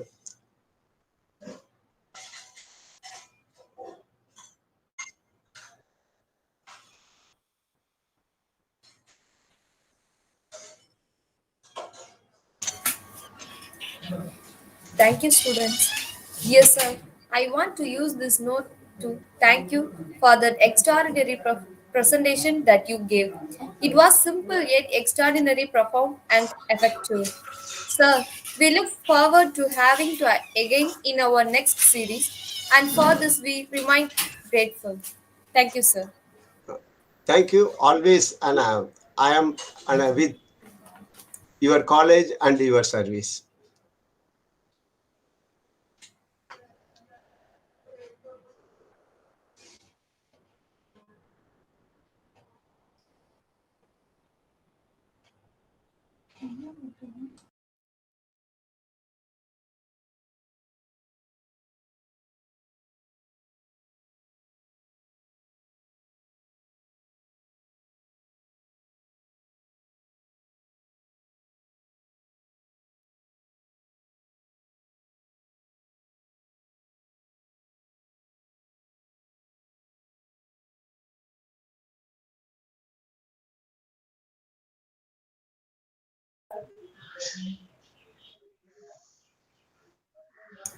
Hello.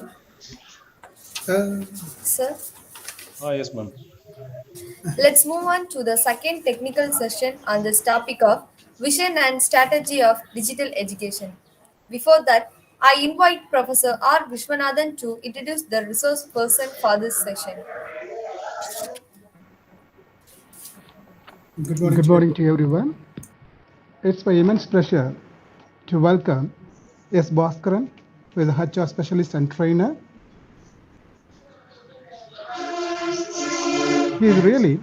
His profession is mainly on recruitment and as well as training and development. He is having more than 15 years of experience as HRD practitioner for the recruitment, training and development. He organized and conducted many events and training programs, counseling sessions and many workshops in Kudalur, Pondicherry and Chennai. His working experience in industry is as a manager in HR and training for Bax Global Service Indian Private Limited, and after that Acharya Group of Educational Institution, and his work as an HR for MS, that is a Sarbati Steel Tubes Limited in Puducherry. And he held in various positions as a chairman in ISDD in Puducherry. Then after that, he is being as a vice president for Junior Chamber International, JCI in Puducherry. Then MMA, he is a member in Puducherry. Then after that, he is being as a secretary for Padikal Foundation, Puducherry. And he is being as an academic council member for Bharadasan Women's College. And after that, he is being as an education consultant for Amity University. He led it in various positions, and he especially visited many countries, and more or less he just went to Malaysia for the process of Panasonic devices of recruiting R&D and as well as the design engineers from India. He published various articles like Vetri Tadagam, that is a handbook for our interviews. Then after that, a Tamil magazine called, that is Tiruppu Munai for employees. Then after that, Unnal Mudiyum. Then Suye Alasal, that is a self-development articles. And he written many short story also. So let us welcome our Mr. S. Bhaskaran to give to may have this session in a fruitful manner. Sir, I welcome you, sir. Thank you. Hi. Thanks for the nice introduction. I'm happy to get connected here with you all. The topic given to me is vision and strategy of digital education today. As we all know, we have moved to a different era where we have only one option, which is virtual education or virtual learning during this Corona period, thanks to Corona. Though we had found these electronic devices, gadgets, which are utilized to have virtual learning before a decade,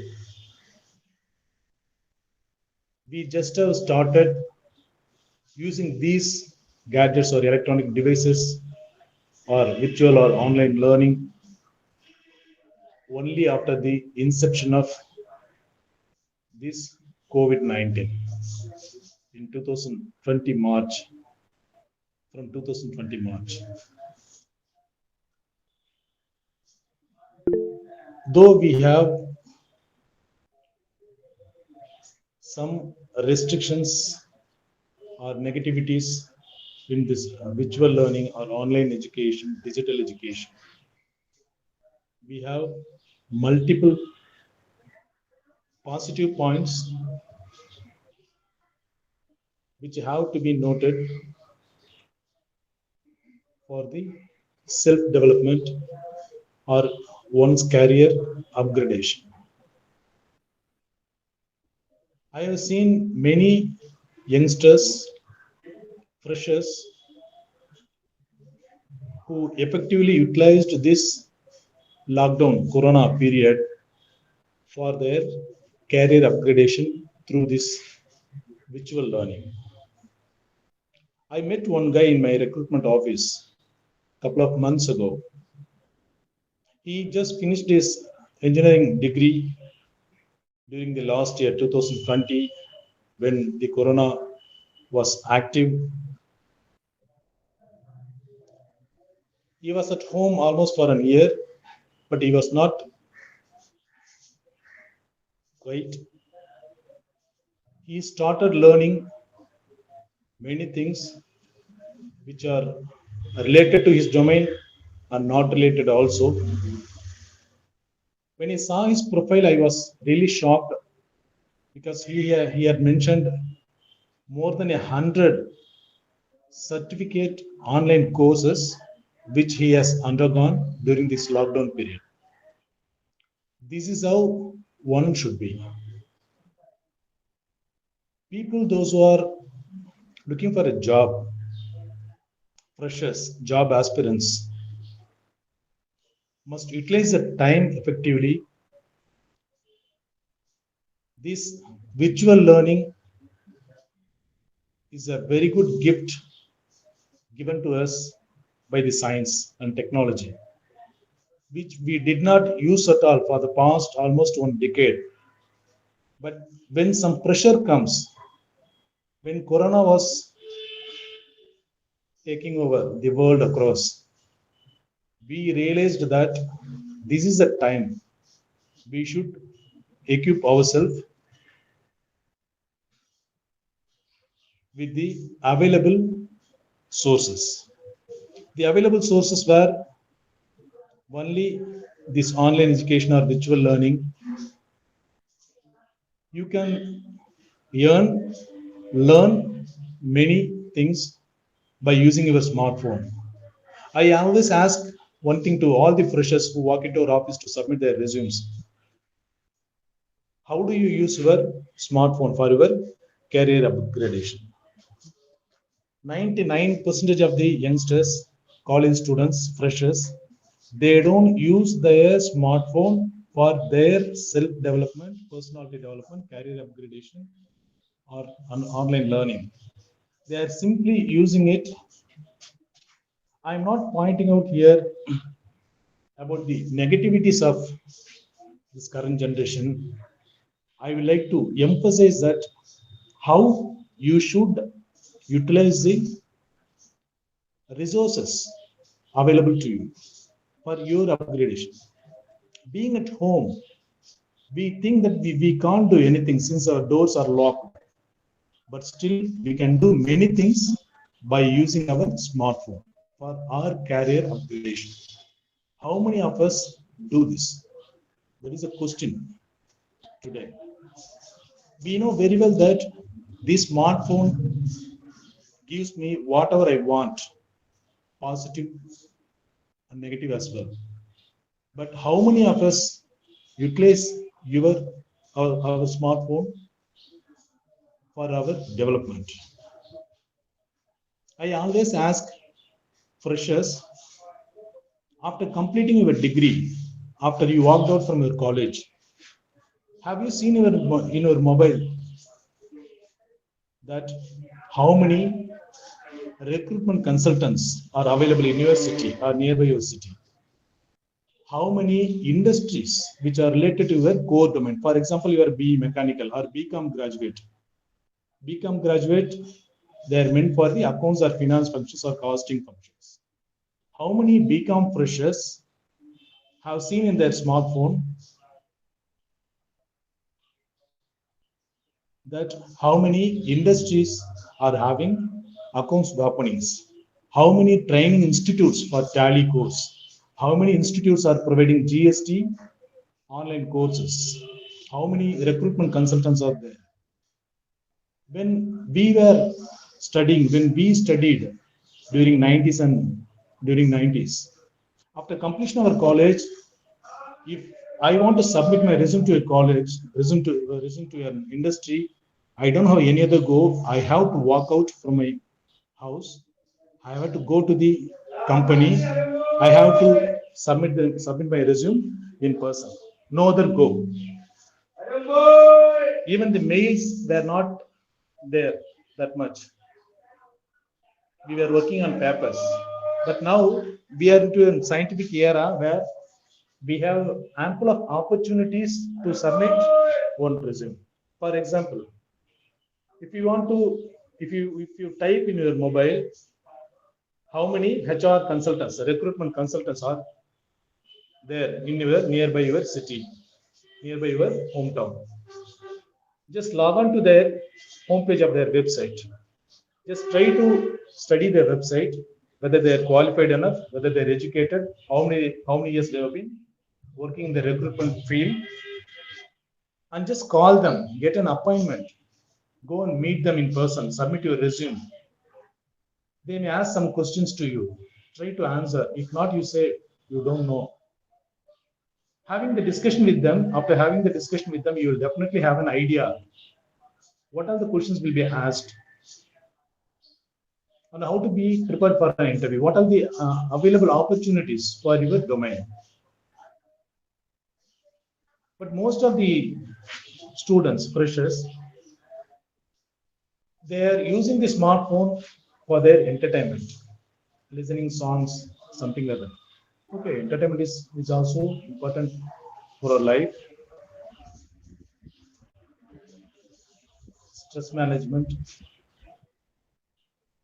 Most of the companies now they conduct programs on stress management for their executives and managers. My point here is almost 70 to 75% of the freshers, those who came out of college, are not knowing the procedure or protocol to find out a job by using the smartphone. This is the time for us to unlearn and relearn.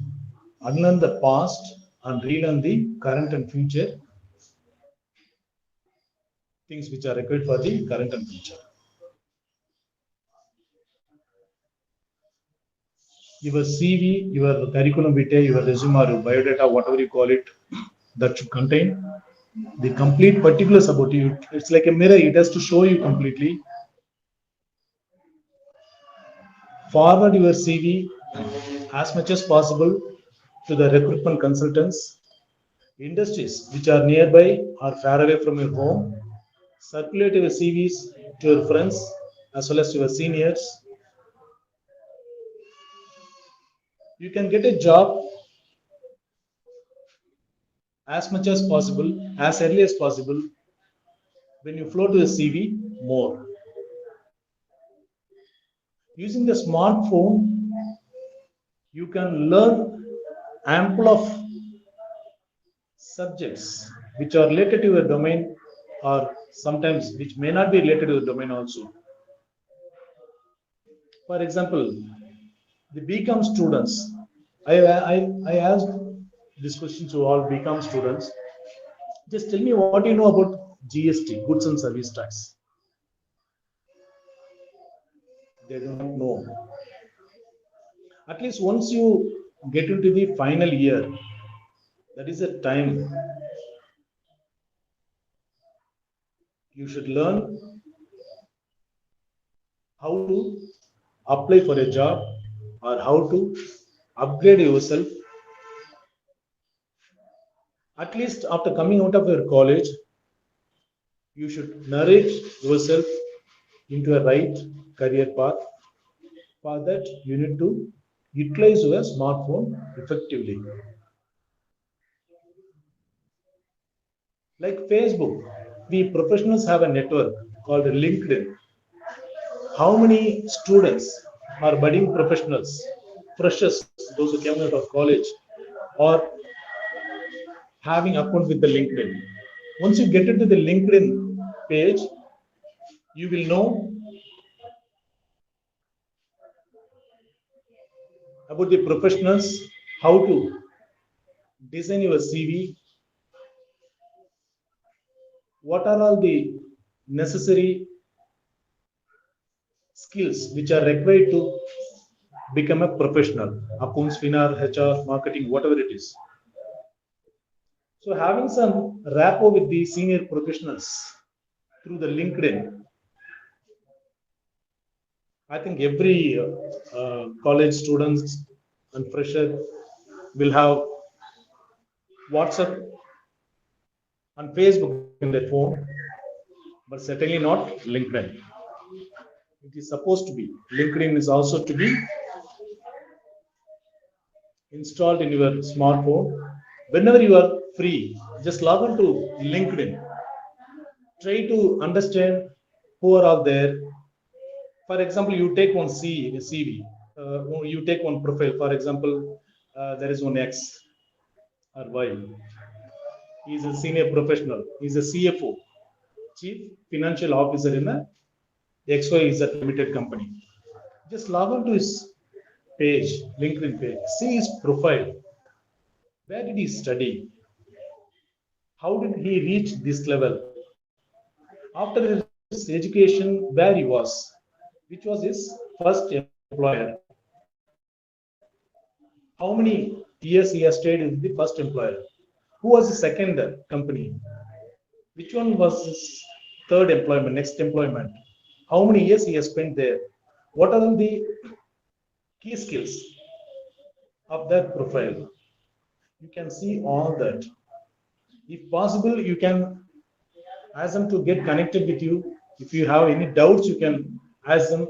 Sometimes you get reply, sometimes you don't. But no, don't bother. Just keep going on that.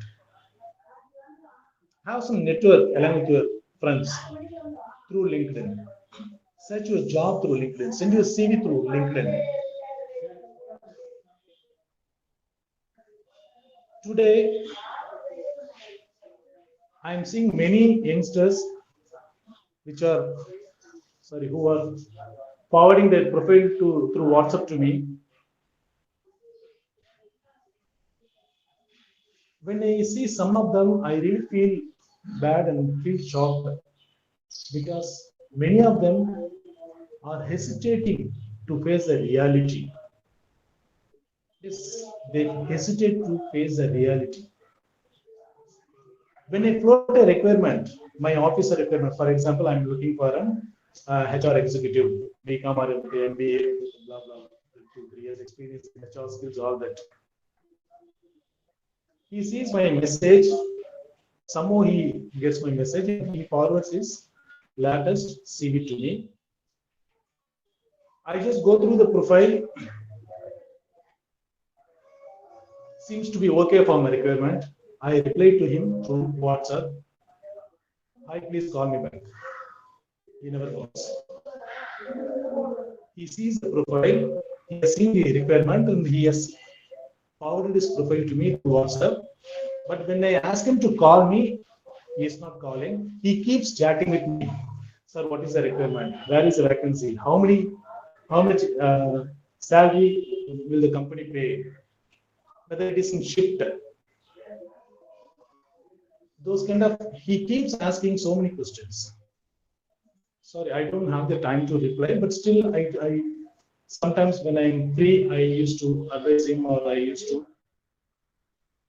myself will call him and speak to him. That also happens, but keep moving on digital marketing. Keep moving on with electronic devices. Keep on using your electronic devices for your learning or to get employment, whatever it is. At the same time, parallelly, you should be prepared enough to face the reality also. Sometimes he used to chat when I ask him to come in person to my office. When I ask the basic questions, also he is not able to reply. He is tensed. So he has not practiced meeting people. After completing your college, should attend many interviews related to a domain, not related to a domain. Whatever it is, try to reduce your fear, interview fear, stress, anxiety. To reduce that, you should practice meeting people. Call more people through phone. Ask them to give you an appointment. HR consultants or industry HR professionals, whatever it is. Just go and meet them. Many companies have come out of this corona fear now. they started recruiting more now. This is the right time to get the right employment. This is the right time to fulfill your dream, to get yourself placed. Because after this corona, so we have almost started successfully. Now industries are revert back, and they are now in the process of recruiting more people. Because for the past 1.5 years, they have not recruited anyone new. Many companies have been closed. Many companies have sent many people out. So they want to top up. They want to refill their existing practices, and they have stopped their new projects also for the past 1.5 years. Now it is a time for them to get into the new project. For that also they recruit more people. This is a very right time for the freshers and budding professionals to upgrade yourself fastly, and also to get right placement suitable to your education and skill set. Education has to be linked with the process. For example, one guy who does an ITA course, he has to undergo for a training in a company called apprentice. Somebody does BTech, he has to undergo for a training or apprentice for a year or 2 years. Now the central government has introduced new scheme which is called NEEM, which allows the freshers for 3 years apprenticeship in industries. There is something called Institute Industry Interface.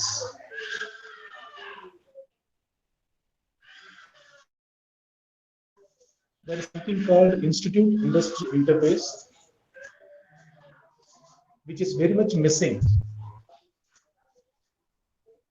because most of the colleges don't have touch with industries. Many industry belts have HR forums like ISTD, Industry for Training and Development, NAPM, National Institute of Personnel Management, CIA, Confederation of Indian Industry, MMA, Madras Management Association, ERA, Executive Recruiters Association, AIMA, All India Management Association, kind of lots of management forums, JCI, Lions Club, Rotary Club, kind of all social organizations have to have academics and professionals. Colleges and the faculties working there, at least the faculty or HODs, should be part of the professional forums, so that they have the chances of meeting professionals. When the college students want the placement, summer placement, or projects or internships, they will get some assistance from those professionals. Once we have the institute industry interface, students will not have the difficulty to get a placements, be it a summer placement or vacational placement or regular or contract or apprentice, whatever it is. So should have some touch with industries. Industries are also seeking for some association with the colleges or institutions. These are all like, two railway lanes. The institutes and the industries both go parallel, so that the nation, the destiny of the education will be reached. Once the institution people, technicians, have some touch with the professionals, professional forums, industries, they will know what the industry, what the today's industries expect from the freshers. Unless we have touch with industries, we will not know what they exactly expect. Today, most of the industries, they recruit engineering freshers only on off-road. Off-road means contractual, traineeship, temporary basis. When I asked my HR colleagues, professionals, they reply that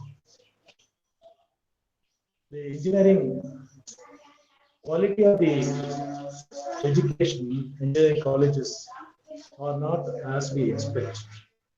When we go for campus interviews, we interview 100 students and we select one or two. The chances of the probability of selecting people is very low. Sometime back, before a decade, before 2 decades, it was almost 20 to 30%.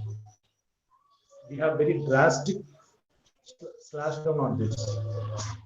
This has to be focused and addressed, for which academicians should have touch with industries. Industries should help academic institutions to come up.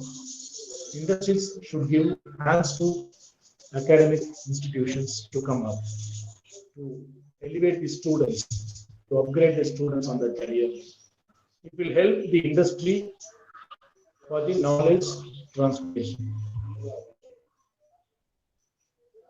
Kind of programs like this, having interaction with professionals across the nation, is a beautiful idea which gives students a brighter scope to understand the reality of job market. It will guide them to redesign their career. As I mentioned earlier, we should be ready enough to unlearn the past and relearn the current and future things. These online programs are a gift given by the science and technology to upgrade ourselves without spending much time in logistical arrangements. You can be at home parallelly. The learning also takes place. Unlike we had the personal contact classes those times, but compared to the personal contact classes, they take away the learning scope on these online classes are less, to be frank, but this will improve. This will be enhanced or enriched after we keep practicing these online programs.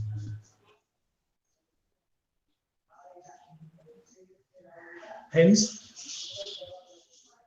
the opportunities given to us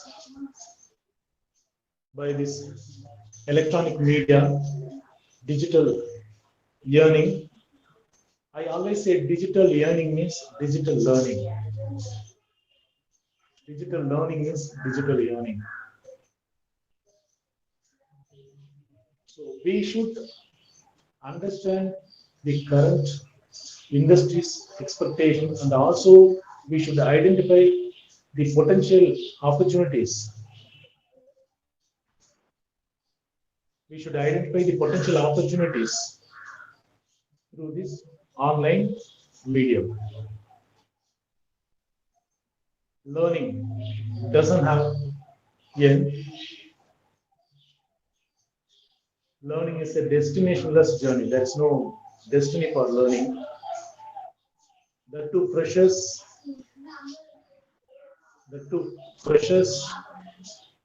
the people, those who are studying in the first year, second year, third year, you just keep practicing learning things online, and also be ready enough to face the reality, real-time interviews, real-time personal contact classes, all that.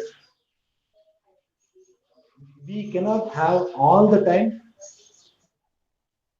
online. So we have to be ready for the online as well as offline classes, interviews, learning, all that.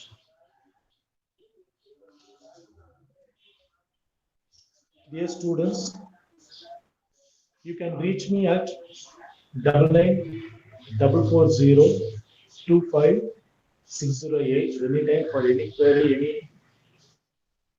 guidance I can give you, or you can write to me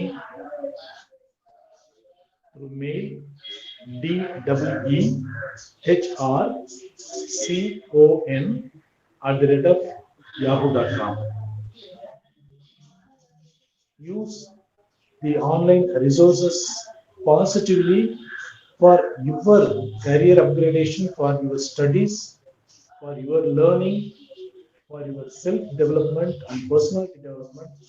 You just click your Google and type videos relating to personality development. Just look at those videos. So many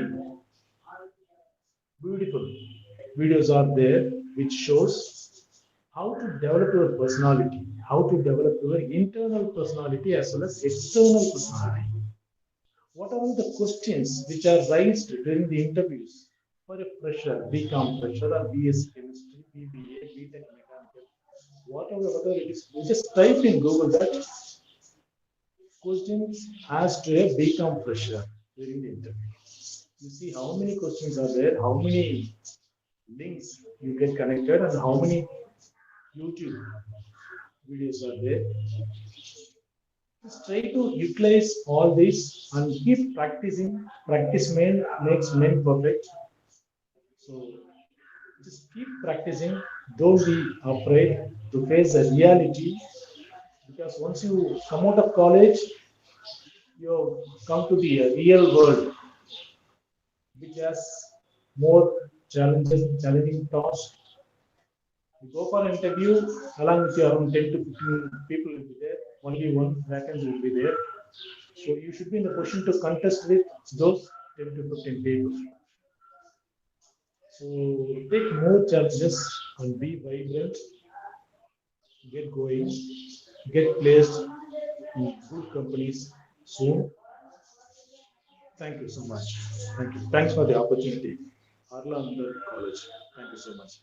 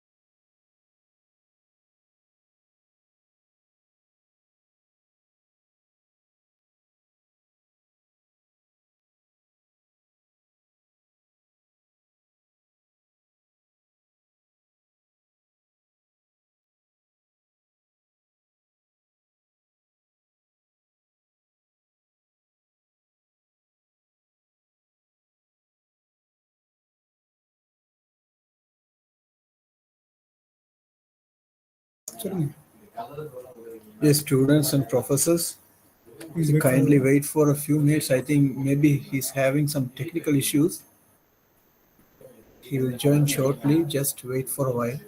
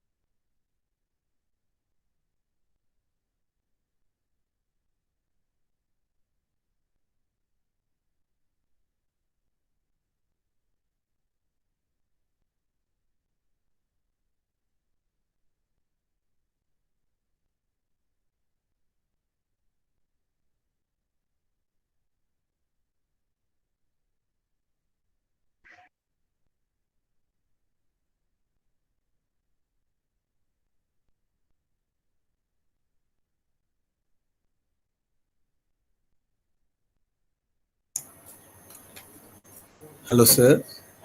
Yes, sir. Yes. Yeah. Am I audible? Is it okay now? Yeah. Yes, sir. Yes, you are audible. Yes. Shall I continue? Okay. Okay. Fine. Yes.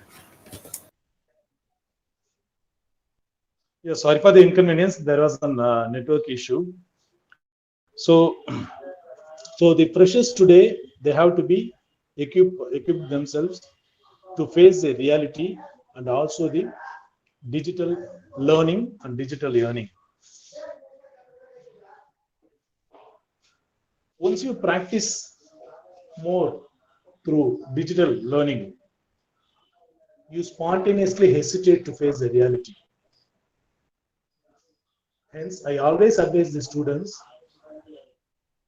to be prepared on both digital learning as well as personal learning.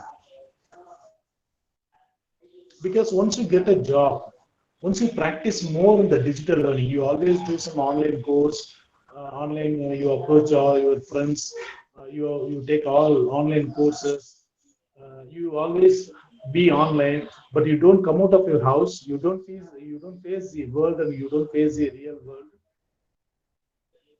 which means that you are not practiced enough to face the reality, which may make some barriers in your career. So practice both. Once you get a job, you get placed in a company where you should go daily and you should work. Sometimes they may give you online working. It may not happen all the time. During Corona time, many of the IT companies, they switched over to online, work from home. But after practicing continuously 1 year in work from home,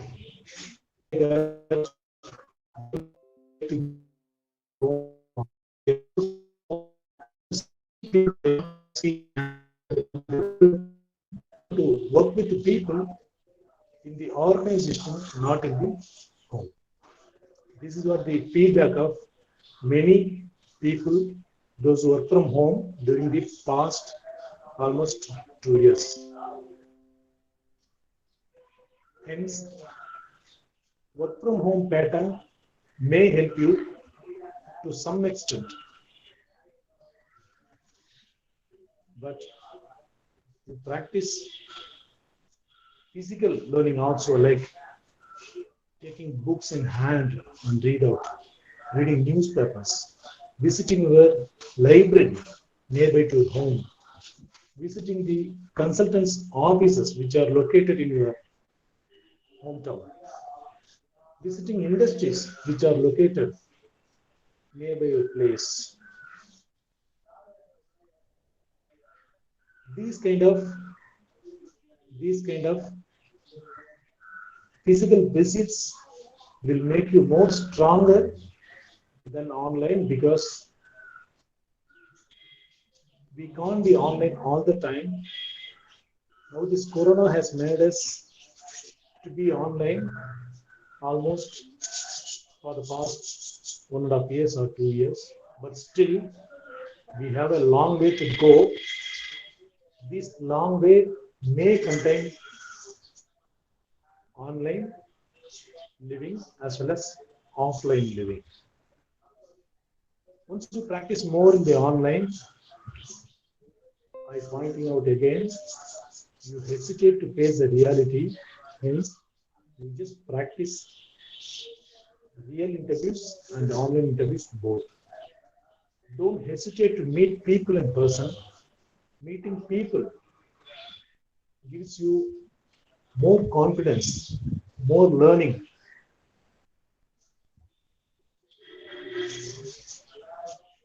So don't hesitate meeting people. I've been saying this repeatedly, as I have seen many youngsters who hesitate to visit our office in person or go for the interview in person. They want to have online interviews. They want to have online classes all the time. We must thank this digital learning, digital world, to make us go through all this and learn more things when we were locked down, when we were locked out. There are some periods in which we want to come out and we want to meet people and we want to roam around and we want to see things physically. Hence,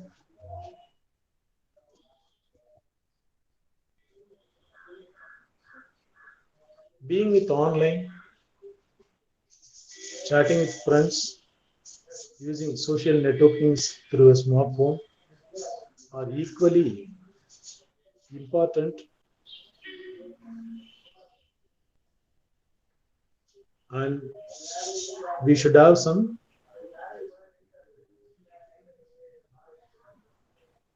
chances to get along with people in person also.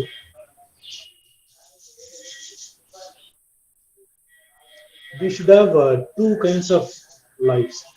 One, we can sit down at home and we do upon for our career upgrade and self-development, and also we can come out of our house, can face the reality and take up the challenges, learn things outside. So both should go parallel. You can't miss this and you can't miss that also.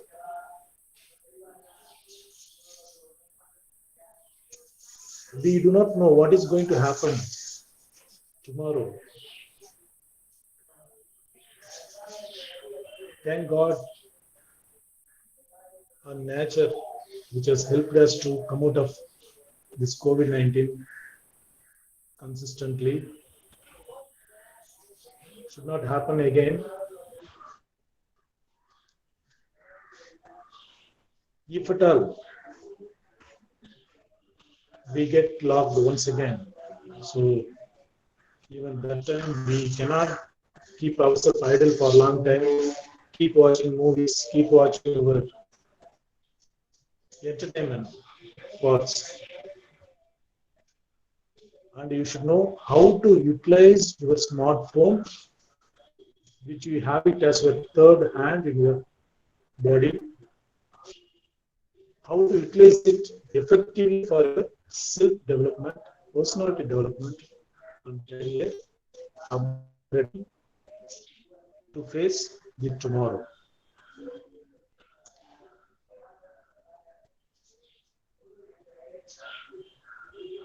Without knowing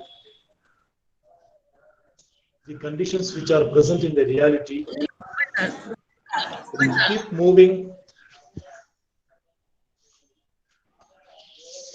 You keep moving on electronic devices alone may not help you to face the reality. Many industries today want people, those who are able to have good interpersonal relationships, who maintain the relationship and also the distance with others, because we are going to work in the industry in a group, not alone. You'll be a part of one department in which there are 5, 6, 10 people, 20 people will be there. So you should know how to handle the people, and also we must know how to handle the office politics.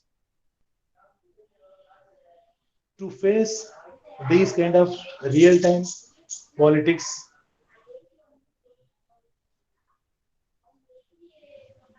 we should know how to talk to people in person. Almost 99% of us are using smartphones. But I'm seeing many freshers, they are not able to speak confidently even on phones. Just think over, when you are not able to talk to a HR professional or somebody calls from you for an interview from an industry, when you are not confident to face somebody on your phone, how will you be confident when you meet them in person?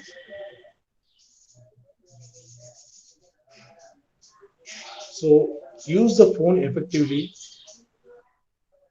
Just take some online courses on how to attend telephonic interviews, how to have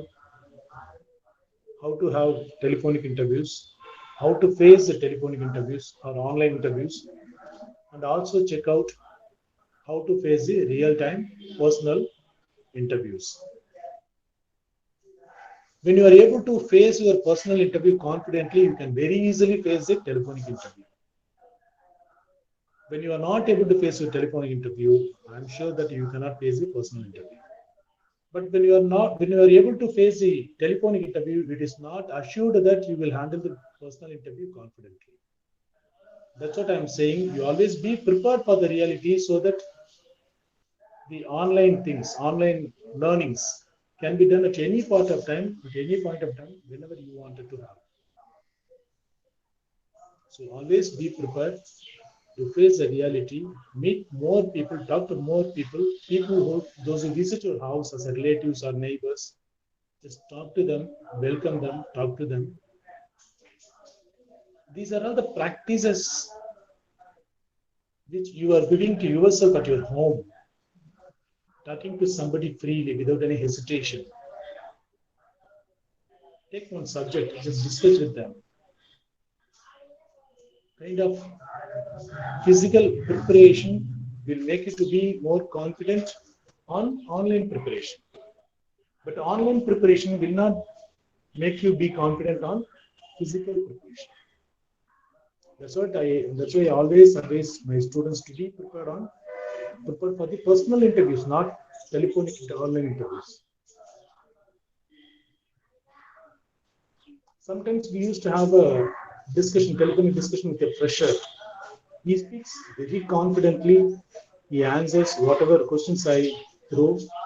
But when I met him in person, I felt very shocked. He was not able to answer even one question, even about his basic personal profile. He was not able to speak much on that. He hesitates, he sweats. So learning is a continuous journey, as I mentioned earlier. Keep learning. You have a beautiful opportunity available to you, which we did not have in those days in 90s. We went on streets and roads to get a book.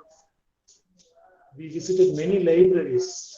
We visited many of our seniors' houses to get the book and to have some reference to make it photocopied. But now you don't have to roam around. Just take your smartphone and type whatever you want related to your subject. You get to know it. But how many of us are doing this and using this? If we are not able to use our smartphone effectively for our career upgradation, please, my dear friends, don't mistake me. You are not supposed to use this smartphone at all. We can have a ordinary keypad phone. So the smartphone gives you whatever you want, where you want to go. That gap it bridges. It takes you to the place. If you want to be very good in Excel, MS Office Excel, if you want to be excel in Excel, you don't have to undergo for a training program, or you don't have to visit a computer center nearby your home or university. You just keep practicing by seeing the YouTube online Excel tutors. That will help you to become master in Excel. Maximum within 7 days. Within 1 week, you can become excel in Excel. You can become an excellent Tally. You can become a master in communication. You can become a master on your subject. Sometimes even without your professor's support.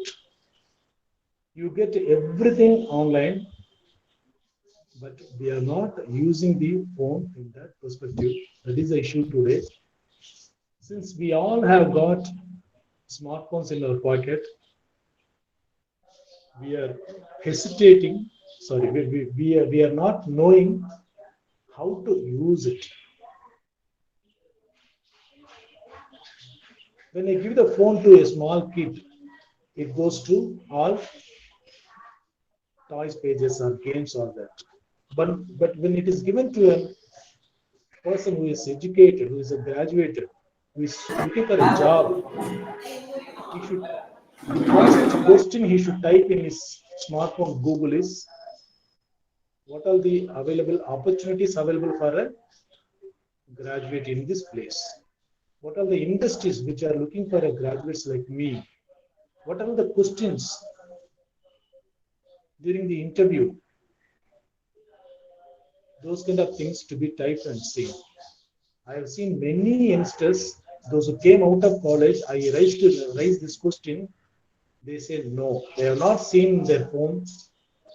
What are the questions asked during the interview? Kind of their career upgradation questions. They don't type and say. Okay. So I humbly request you all, use your smartphones effectively for your online learning, and also practice visiting people in person, and also meet more people, call people and talk, circulate your CV more, try to become a master on your subject. When you become a master of a subject, you spontaneously feel confident and you can face anyone in reality for interviews or any discussion. He raises 10 questions to you. Out of 10, you can answer at least 6 to 7.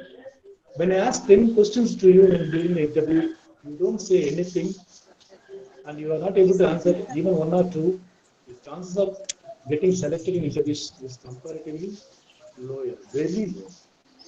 So just increase the probabilities to get selected in interviews. So you don't want to take more time.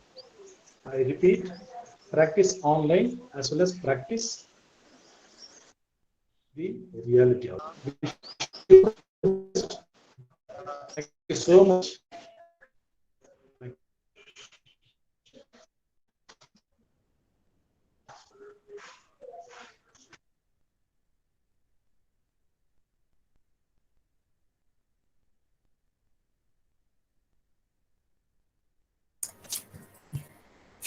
Now it's time to make a questions based on this section. If anyone have any questions, you can raise.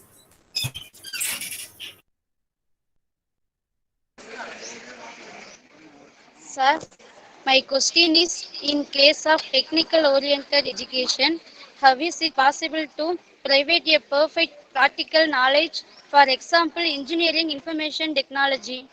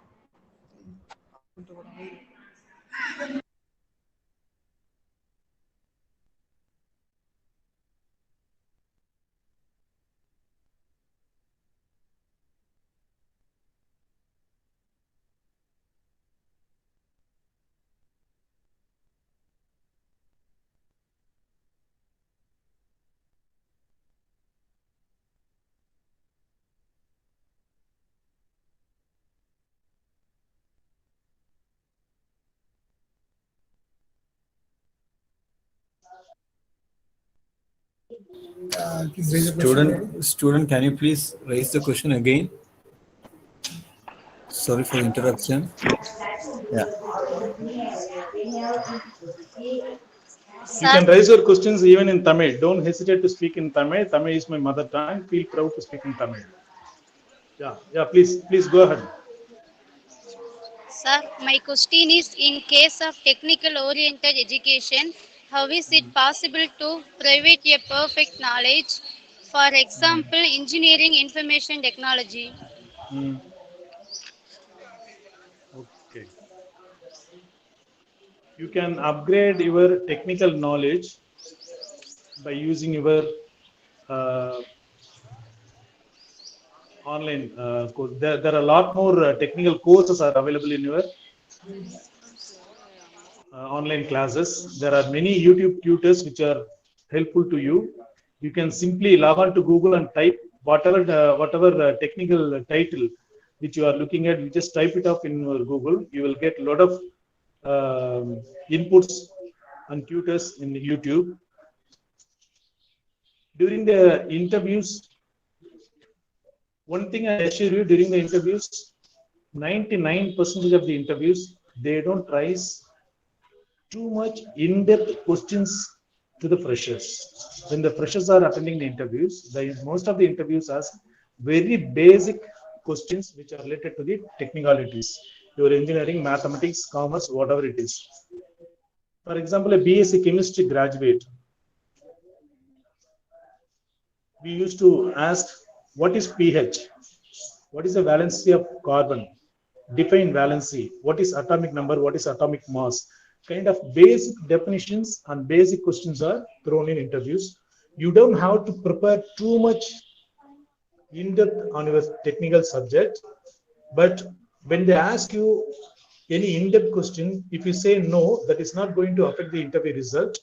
But when they ask you any basic question, if you say you don't know, that will definitely affect the interview process or your selection. So be prepared on basic technicalities on your domain. I think this answer has solved your question.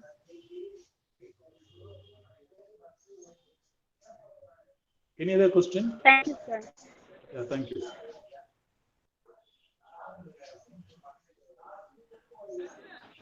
Good afternoon, sir. Good afternoon. Our central government is insisting on Thai language. The state government are asked to follow that. Whether it is advisable. Can you please repeat once again? The central government? Our central government is insisting on Thai language. The state government are asked to follow that. Whether it is advisable. So the central government has many schemes to get employment as apprentices. They have NEEM scheme for 2 years, 3 years, and even for apprentices they give 1 year. I don't think so. State governments has any employment platforms in industries. But when you prepare for central government or state government exams, I always advise students that it's very easy to get through in government exams, because you are already given a syllabus on which you need to be prepared.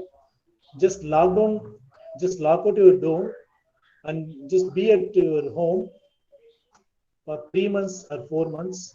Maximum 100 days you can clear your government exams. During the 100 days, you are not supposed to use your social networking. You are not supposed to meet your friends. You are not supposed to attend any friends and relations, marriage functions, all that. You have to be fully focused on those government exams, whether central or state. These 100 days will give you definitely a government job. You should have some smart work without wasting your time. Just prepare on the given subject for 100 days continuously without any gap. You will definitely clear the examination. Yeah. Thank you, sir. Thank you. Sir, Yes. sir, if the students are going on studying online means they will mentally affect, no, sir? Yes, absolutely, you are right. You cannot. That's what I've been insisting right from my beginning session. I always insisted students to be online as well as offline classes. That will make you stress-free. You always do online programs for continuously morning to evening, day by day, every day. It goes on like this. That is not good health-wise as well as you will get too much of stress. Keeping your phone for 1 hour, 2 hours, your eyes becomes all health issues will take place. You sit in one place for hours together. That is not good to your eyes, to your health, all that. So you should have personal movements outside. So I always students to be practice on the reality, practice outside, so that online you can do anytime, but it is not advisable to be online all the time.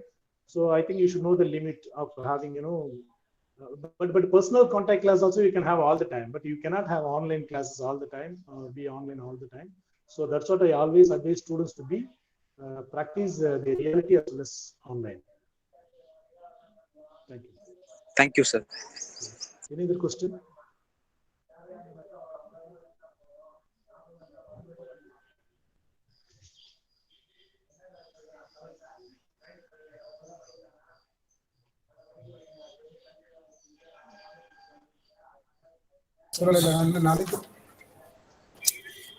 Thank you, students, and thank you, sir, for giving valuable time and knowledge. Thank you so much, sir. Thank you. Thanks for giving me the opportunity to meet all of you. Thank you once again. Thank you.